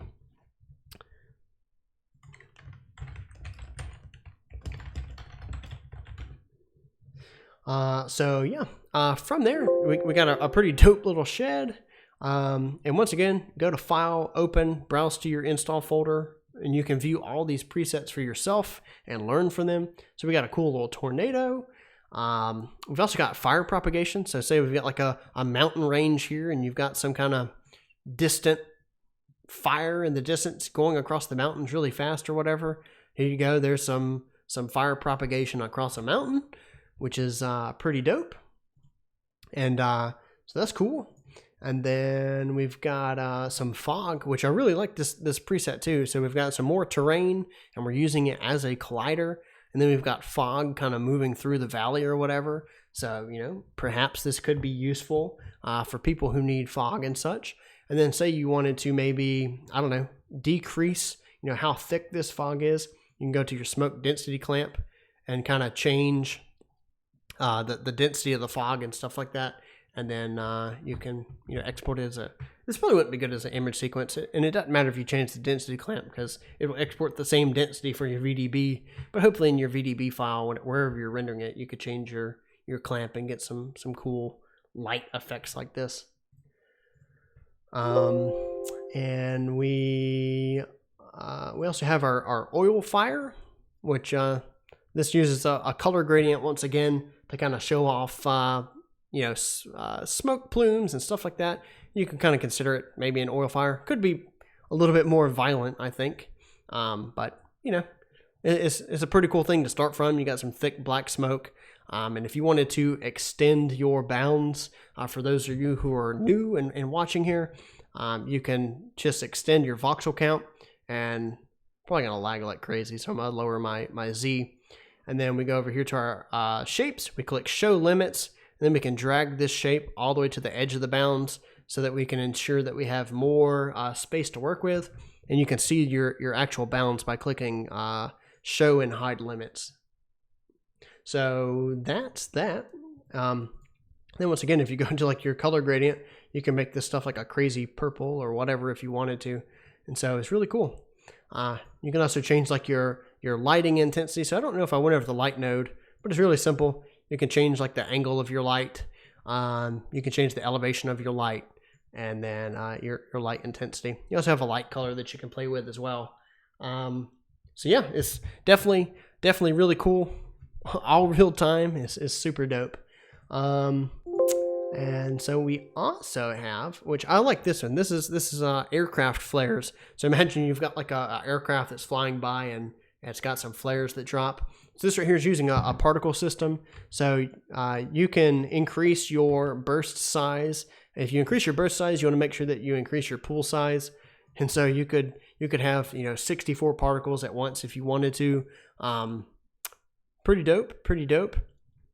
And so the cool thing about this one is that it is it's using what am I gonna say? Yeah, it's using the basic simulation mode. So there is no actual like fire in this. We're just mapping some cool colors to the temperature. So if you go into the like emissive contribution and stuff, you can change how bright they are and how much they're contributing. If you got scattering intensity, and then what's controlling the fire to smoke ratio, so to speak, is this smoke ratio. So if we change that, you can see that you can kind of change how it's looking. And so this uses a black body shader to color the smoke and whatnot. And if you want to get some different coloring, you can change like your maximum temperature, and you can go into your scene node and change like your color vibrance if you want to. That's another good way to change stuff. You also got like contrast and your brightness and all that stuff. So really dope. Yeah, okay, so someone said maybe show how to Andreas, our biggest fan. he said maybe show how to work with particles, especially speed stretched ones.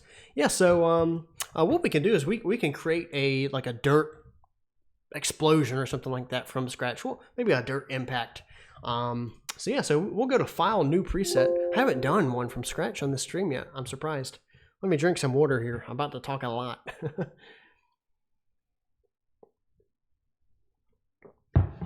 I've got 2 cups of water, if you can see, just in case I run out. Oh, because I knew this would be a long stream. So anyway, so we got this. And by the way, if you load something and there's just nothing playing in your preset, press spacebar. That's going to play your simulation in case you have that bug. And speaking of sorry, it's not a bug. It's just that your sim is paused. Yeah, so from here, let's go ahead and make a dirt impact, right? Or maybe a concrete impact, because that's easier to shade. So what we'll do is we're going to delete our primitive emitter there, and we're going to change it to particles. So you left click off the shape, and we change this to particles. And so I'm going to show you 2 different ways to do this, right? So you can have your emitter be particles, essentially, right? Or you can have it be a custom shape. So I'm going to show you 2 different ways to go about this, like I said. And we want to change this, not combustion. We just want to do basic so that we're just getting smoke. Then in our emitter, we want to change our smoke rate, right? So the emitter is what's controlling your stuff here. And real quick, someone said, did you already cover exporting in different channels? Yes, I did cover that. You can watch the stream, or whenever I make a tutorial this week for it, you can follow the tutorial.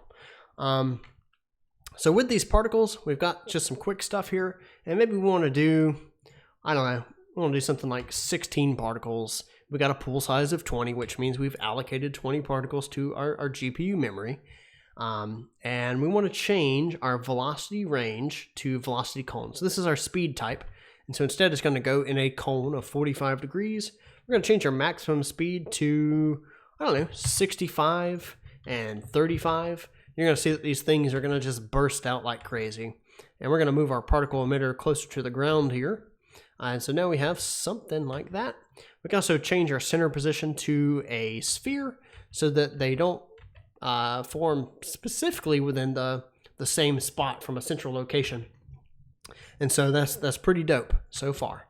But the thing is that this isn't like, it's not really ripping and shredding through, the simulation. It's just spawning a trail of particles, and you got like these weird, little substepping issues.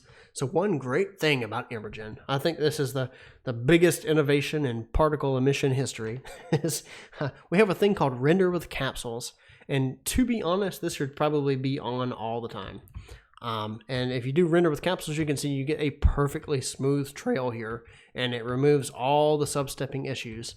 And then if we go into our emitter and we show the emitter, right, and let's go ahead and turn off our emitter activity, you can see that these right here are our particles, these green capsules. And if we increase our capsule stretching length, you can see that that's essentially how big the emitter is going to be as it's traveling, right? And so as it travels, there's no substepping issues because the shape that's the particle is a capsule. And of course, if you have a longer capsule, it's going to spawn more smoke, things like that. But this is pretty cool, right? And so this right here is how I did the flares, just having it as an emitter. But if we want to do a dirt impact, we want these particles to rip through a simulation. So what we're going to do is we're going to hold Alt and click the line between it that deletes the line. We're going to go into our shape. We're going to select a primitive. And then in our emitter, we're going to do emitter activity, and we're going to animate it by clicking the little circle with 3 lines. It's going to turn into a stopwatch to let us know that it's on the timeline down here. And so what we've got is we want to say that at first we want to make it on. So you right click to add a key down here. So you right click, that's going to be on, and then we're going to right click again and quickly make it go off, right? And so you can see here that it just does a quick puff.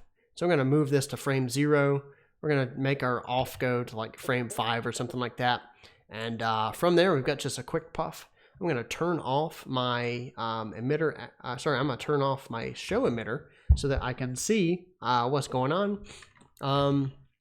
And then what we can do is we can add a force to this. So we're going to add a force noise. And that way we can kind of get some better shapes, so to speak, going on over here. Instead of just this simple puff, right? So what we're going to do is we're going to increase this noise. We'll say something like 50, not 5, 50. And then you can see that we've got like a quick burst. And so that really breaks up the simulation instead of having to deal with just a puff. And as we increase our scale, the force that is upon this emission is going to change. And you get a quick burst. And so also if you're doing explosions, very similar workflow, except instead of just basic simulation, you're using combustion. So from here, we've got that.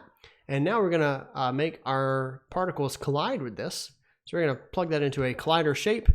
And now we press restart, and you can see that the particles are dragging the smoke with it. And so one thing to note is that these particles, their shape is really large, right? Their radius is quite huge. And we just want some small lines or like small rocks that are going through this. So what we can do is we'll go over here to our min and max sizes, and we'll lower the sizes of them. And then we can also reduce the capsule stretching. That's going to reduce how much smoke that it pulls with it. And so we can do something like that. And we can hide our collider as well. So we have this, and it's a pretty cool little burst. And so perhaps our emitter is too big. So inside of our primitive, we can make it only 1 meter. And let's do 1.5 meters. And so now you have like a quick burst like that. And perhaps if we go back to our collider, we can show the collider again. And we can see that a lot of particles are just missing the initial puff, right? And so what you can do is you can either make it so that the particles aren't going in a radius as big, right? So if we go into the particles, we can change the cone spreading to something like 16, and then most of them are going to fly upwards, right? And so if we turn this collider off and we do something like this, you can kind of see that things are traveling. And in some cases, collisions are kind of weird. You can see like that little ball going upwards or whatever. And you can kind of fix that by reducing the velocity transfer that you have, and maybe it'll lessen, the impact that it has as they go through. The particles, or sorry, the voxels won't follow the particles as much. And so maybe like 25 is good for the sim or something. So we have that. And what we can do now is we'll go into our simulation and we'll decrease our smoke dissipation so that it lasts longer. And so we have something like that. So yeah, that basically shows how you can do particle colliders. And then, just fidgeting with it and whatnot, you can get some better simulations. And if we change this to BFECC to get more detail, we can do that. And we can also, lower how many keyframes our smoke spawns on. We can also lower the amount of smoke that spawns so that we don't get as much at the beginning or whatever. And so, lots of things to tweak on this. And from there, you can kind of get a cool burst. And so I'll show you one thing that uses this. So if we go to, I think it's called Bullet Impact. I'm gonna have to find it here. Bullet Impact Metal. This one doesn't use a collider. It keeps them as an emitter, right? And then we have our capsules, which are so if we show our particles here, we have where is it at? Oh yeah, particles or emitter.